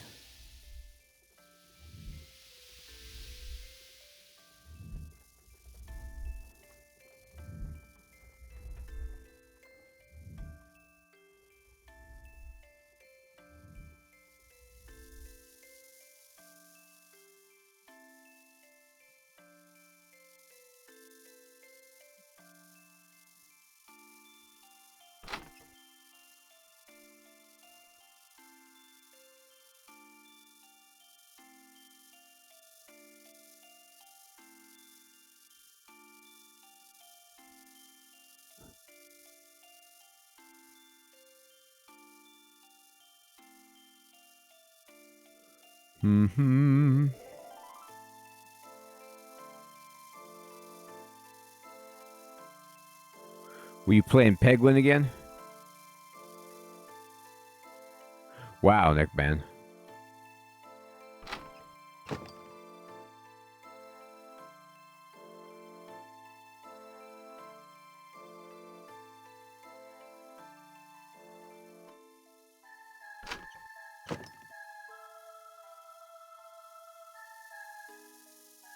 Oh, that's awesome, Diego. I appreciate it, my friend. Yeah, I'm trying to pick some things up. The developer was telling me some things that I didn't know. And were very helpful as well.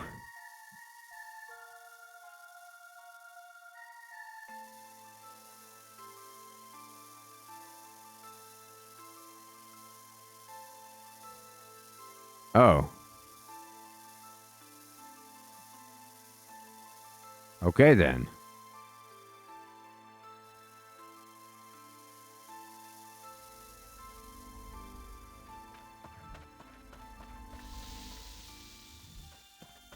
Wow, I was not going to be near that sand pit anytime soon.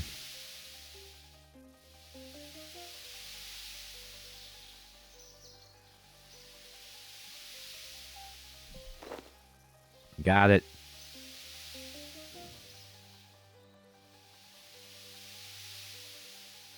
Radiant energy and memory strand. All right, so that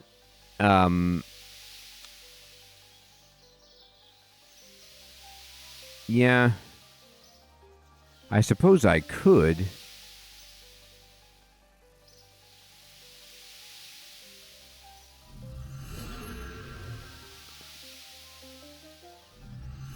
I don't know how expensive they're going to be, though. We'll find out.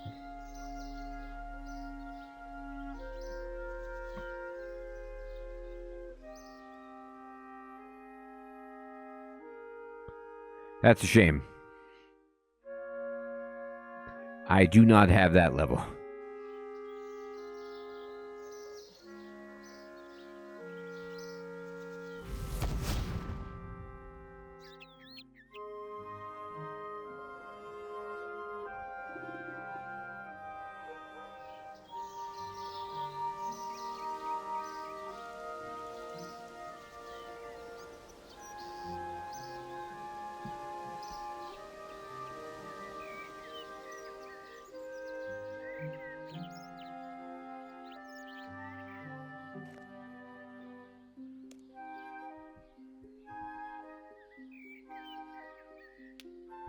Hey, Sid, good evening. Good to see you.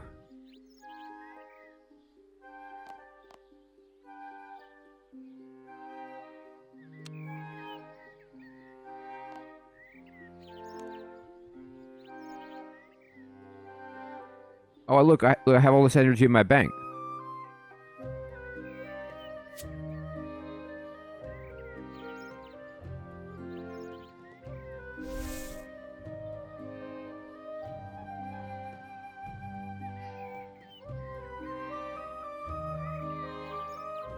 The bank comes through clutch.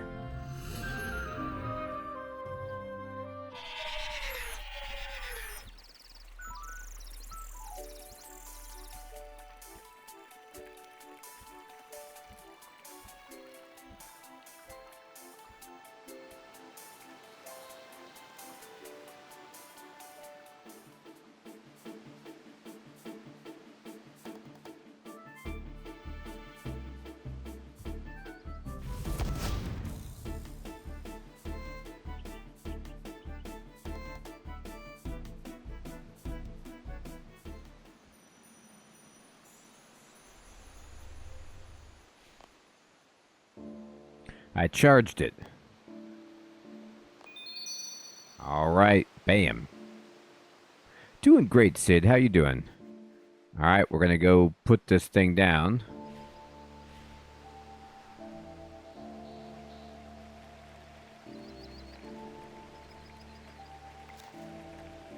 Ferry. Oh, cool.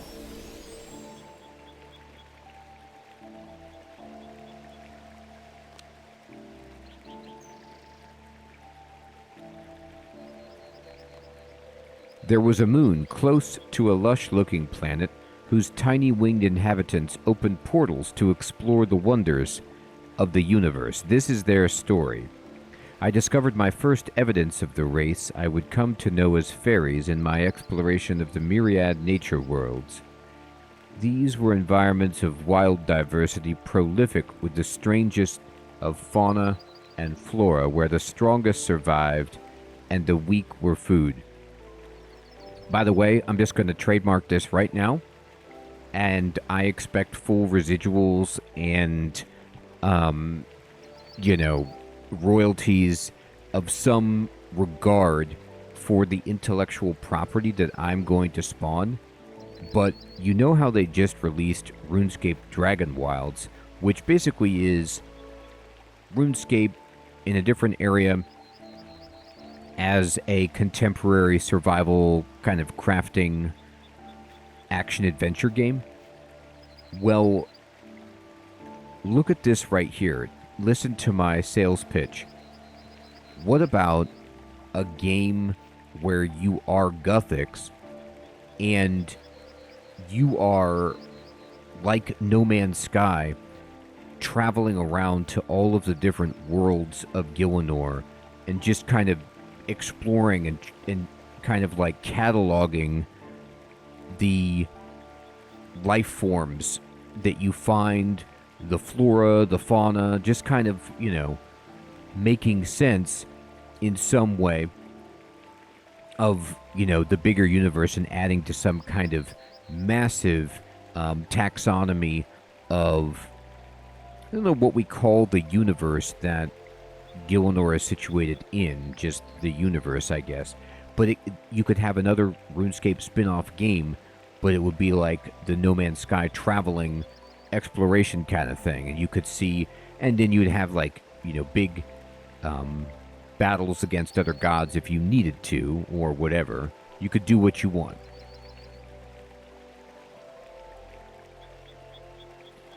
Much later, similar creatures were found on Gielinor, such as the Jadinko and Ganodermic beasts, but with an undeniably common origin.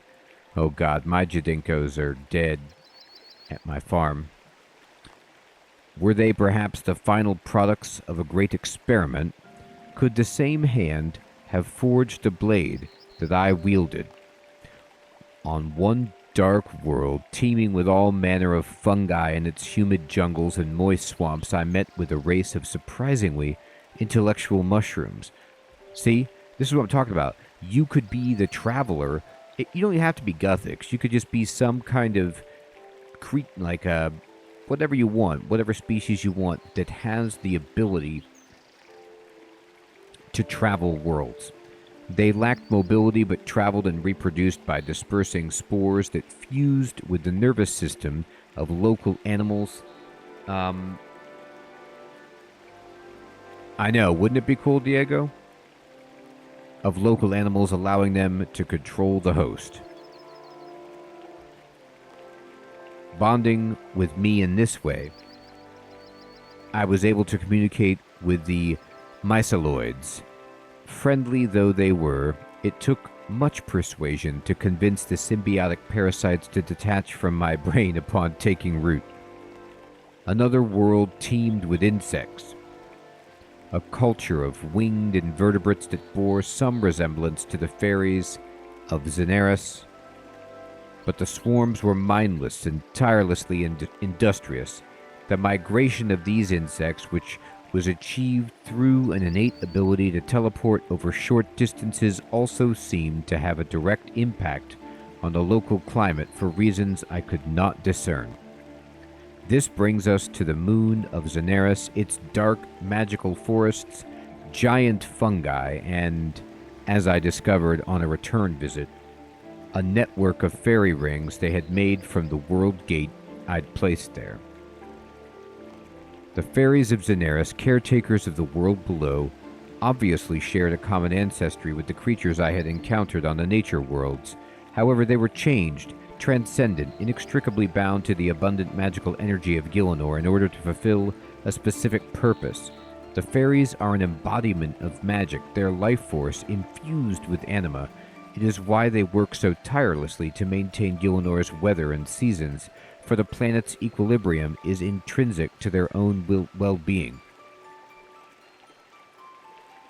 It's kind of interesting because, if you think about it, if the fairies live on Xenaris, which is the moon of Gielinor, or a moon of Gielinor, I don't know how many there are, and it's this lush, verdant place that we were just at, different from our moon, of course, right? And the moon of Earth doesn't necessarily maintain the weather and seasons, but it does maintain the tides, and is necessary for our equilibrium as well. They have no choice. It is now necessary for their very survival, but they perform their duty without complaint. All right?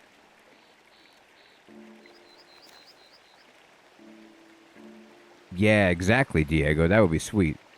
Found at a dead end in a maze of gnomes. All right, well.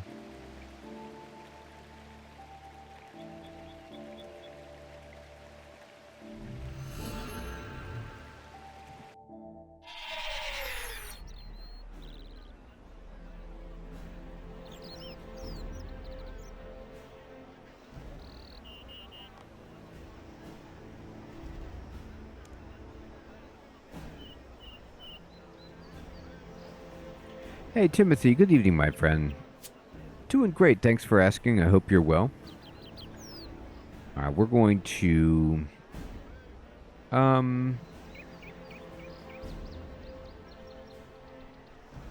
go to the Grand Exchange.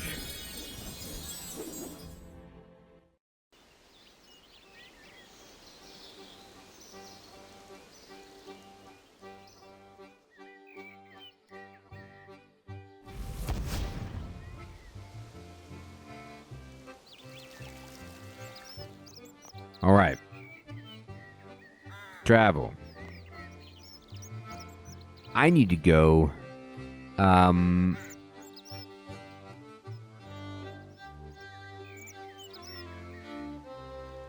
Oh, it looks like I didn't plant.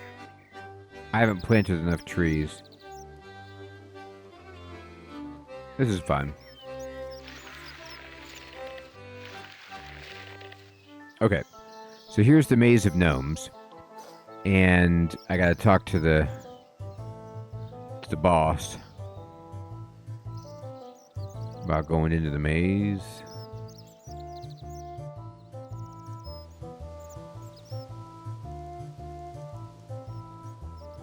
Squeezing it through. Alright. Well, I'll just walk this way. Oh, nice, Timothy. Oh, there it is right there. I wonder if I can just click that and get there. I see the engram sitting there. That sounds like a powerful card.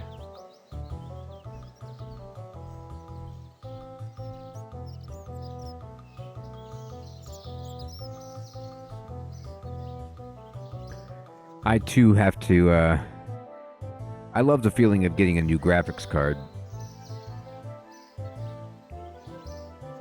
I'm going to have to get a new, not graphics card, but machine soon. Because I heard that they're going to legacy Windows 10, basically.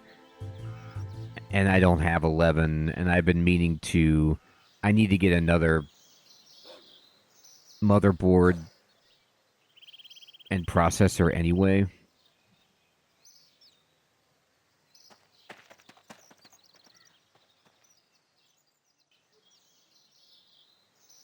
I know, Sid. They weren't thinking about it.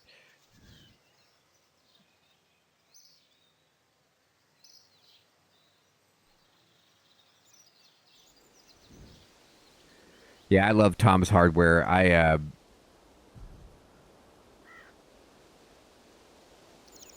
use that as a big place to try to research which card to buy.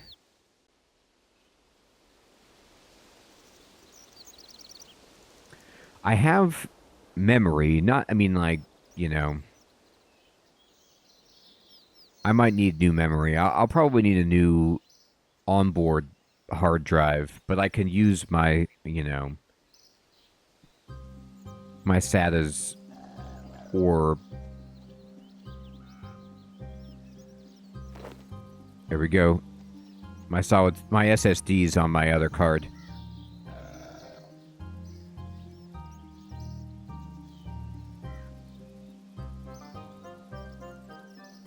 Alright, Luminous and Memory Strand, okay.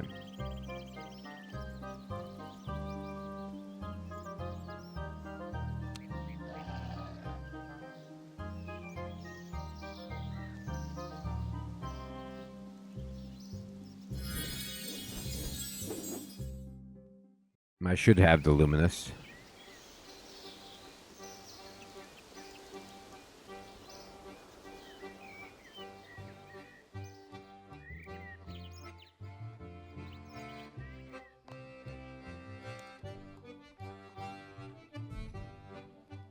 Brilliant, flickering, vibrant. I do not have it.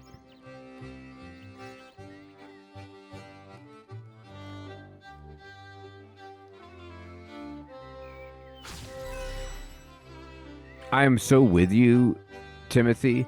Like, I have some drives that are like 1 or 2 terabytes, and it used to be so much, but with video storage and the fact that like you have games like Oblivion, they're just like, okay, we're going to be like 120 gigabytes.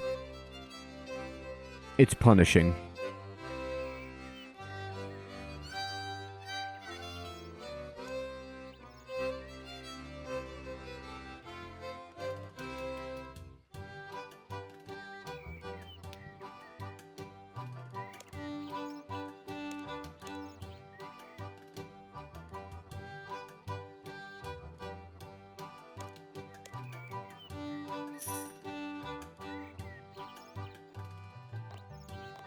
How much do I need? 250. Okay, 250 isn't bad.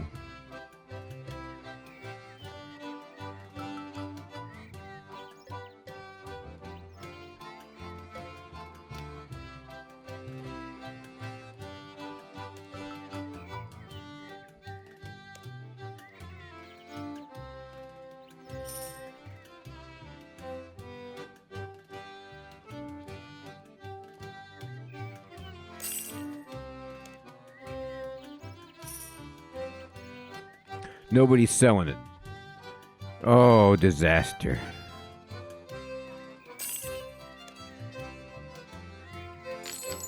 Okay, I had to overpay, but I got it. Charge that engram. Bam.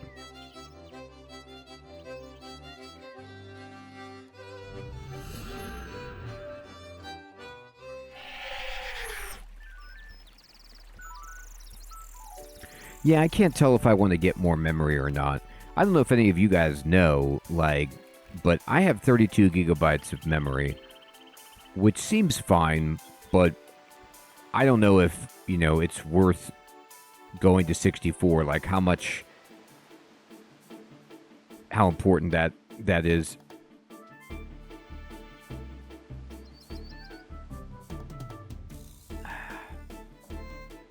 Thank you, Sir Theodore.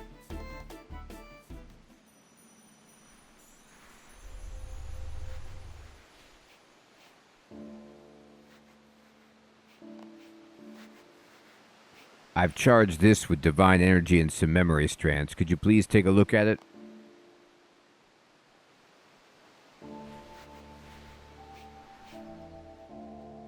My video card has a good amount of memory. I could feel the energies of the past radiating from this engram.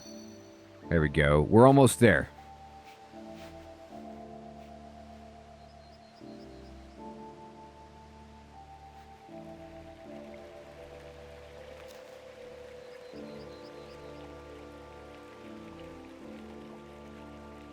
Gnome. Oh, we're going to learn about gnomes. My God. Do we know? Oh, look. It looks like our buddy, Hazelmere.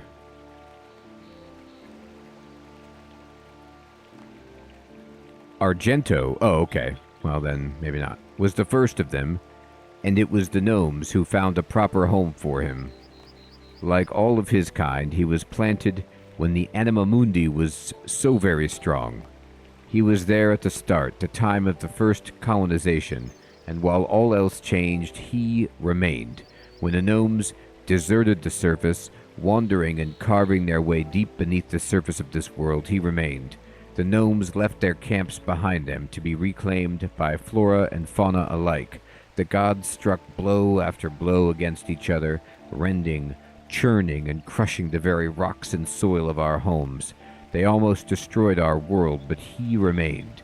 When I stopped the wars, when I was woken from my slumber and would no longer tolerate their petty rivalries and forced the gods to cease their arguing and depart from my world, he remained.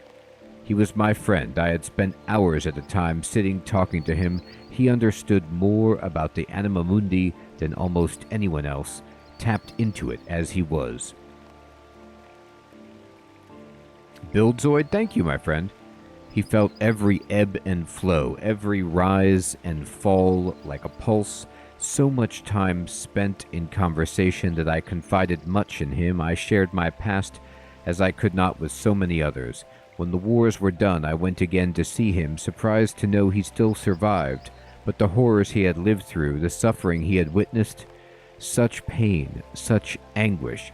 He was not who he had been, a shadow of himself. I could not let that be. We spoke a final time, and I reminded him of the friendship we had shared and what it had meant to me.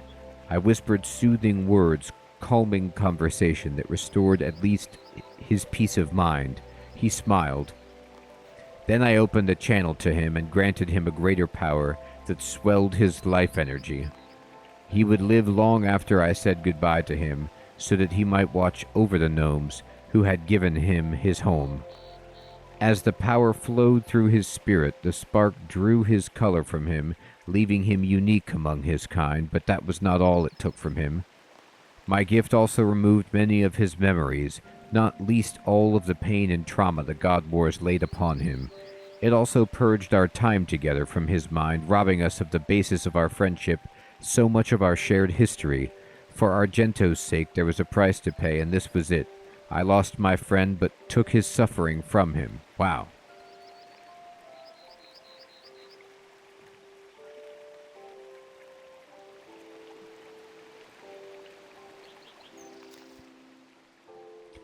Found near the gate on this world. Oh, well, we're actually already pretty close to that.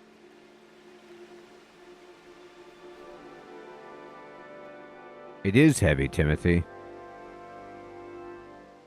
It's like you take the good with the bad, and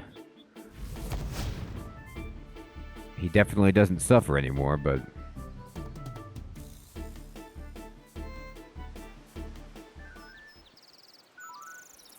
can you imagine having to go underground and like live in tunnels and stuff because on the surface of the world the gods were fighting and destroying everything? That's spicy.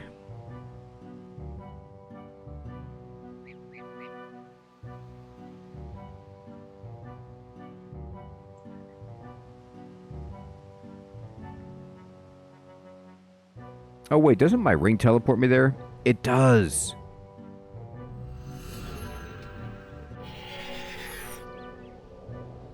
Okay.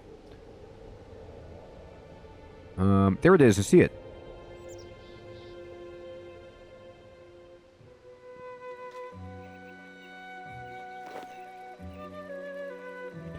Sparkling energy and memory strands.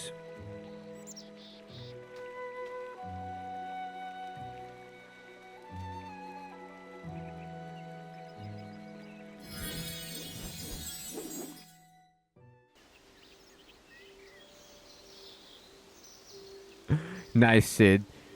Now that sounds powerful.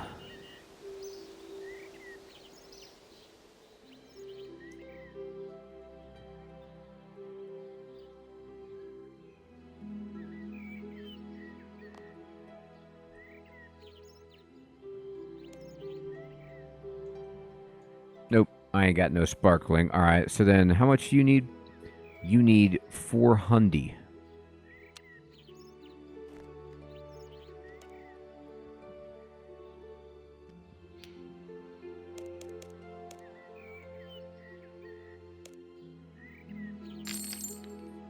Hey! Well, that at least got right away.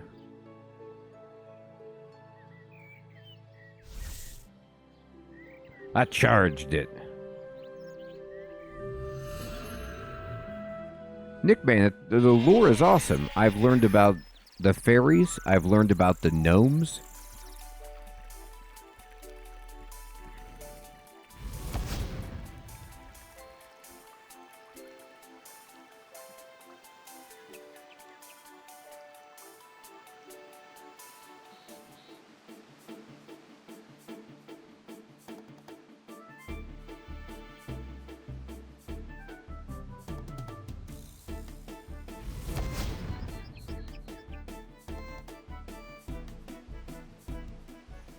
All right, we got another one.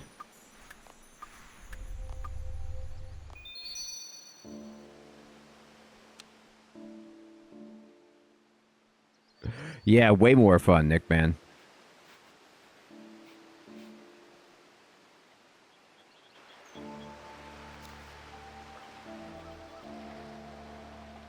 Yeah, Timothy. Tom's Hardware, they also have like cool, charts and comparisons that they run for different hardware elements. It's good stuff. There's the World Gate. I had broken the blade, and for all my efforts, I could not repair the damage I had wrought. Malicious entities poured forth from the pierced void in a torrential swarm. I enlisted allies to stem the tide, and grieved for each that fell before their fangs and tentacles. I was reminded of something Saradomin once told me, that he had never desired war, but we must fight to preserve peace. If we do not stand before the swarm, it will consume us. Some must die so all can live. Sacrifices must be made for the greater good. Now those I swore to protect die in my name. They suffer for my mistake. It is a painful lesson, the kind of knowledge that forever changes one's ideals. I am finally beginning to understand the necessity of what happened on Narragaun. My destruction of the blade brought an abrupt end to my lone exploration of the cosmos, but I had a new purpose. By manipulating the stone of power I found on Gillinor, I molded many of the broken blade's fragments into gateways, portals through which mortal life could travel to my perfect world and share in its beauty. Oh, interesting. So, the way that humans got here, for example, was through a portal made from the shards of his sword. I also established a world gate on Xenaris, but it is prone to instability, its power peaking and ebbing. I have yet to determine the cause. Could it be connected to the nexus of dimensional conduits I triggered with the blade? Or perhaps the fairies' innate ability to teleport between realms to carry out their seasonal duties affects other forms of teleportation. I hope it is not a product of outside influence.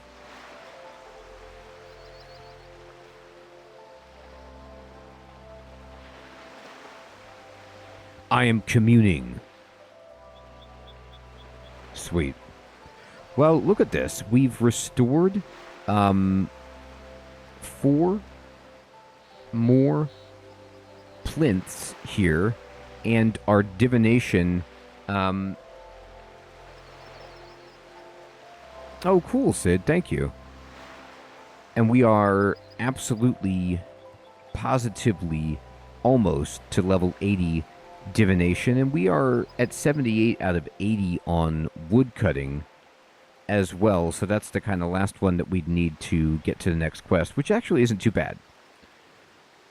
Everyone, it is indeed my bedtime, and I want to say thank you so much for coming out to the stream and playing some RuneScape, having fun. Tomorrow, we're going to go back to the Western JRPG Claire Obscure 33 and play some more of that. That game is absolutely spectacular. Cold Coffee, that's another one that's really good. I've been streaming it, but I've also been playing it offline as well. Everyone, I hope you have an excellent evening or day, and I hope you could stop in tomorrow for the stream. Sir Theodore? Yes, Sir Theodore, we're almost there. Timothy, Diego, Sid, Heathrun, Nickman, Alex, Gary, Cold Coffee, Kiva, Avina,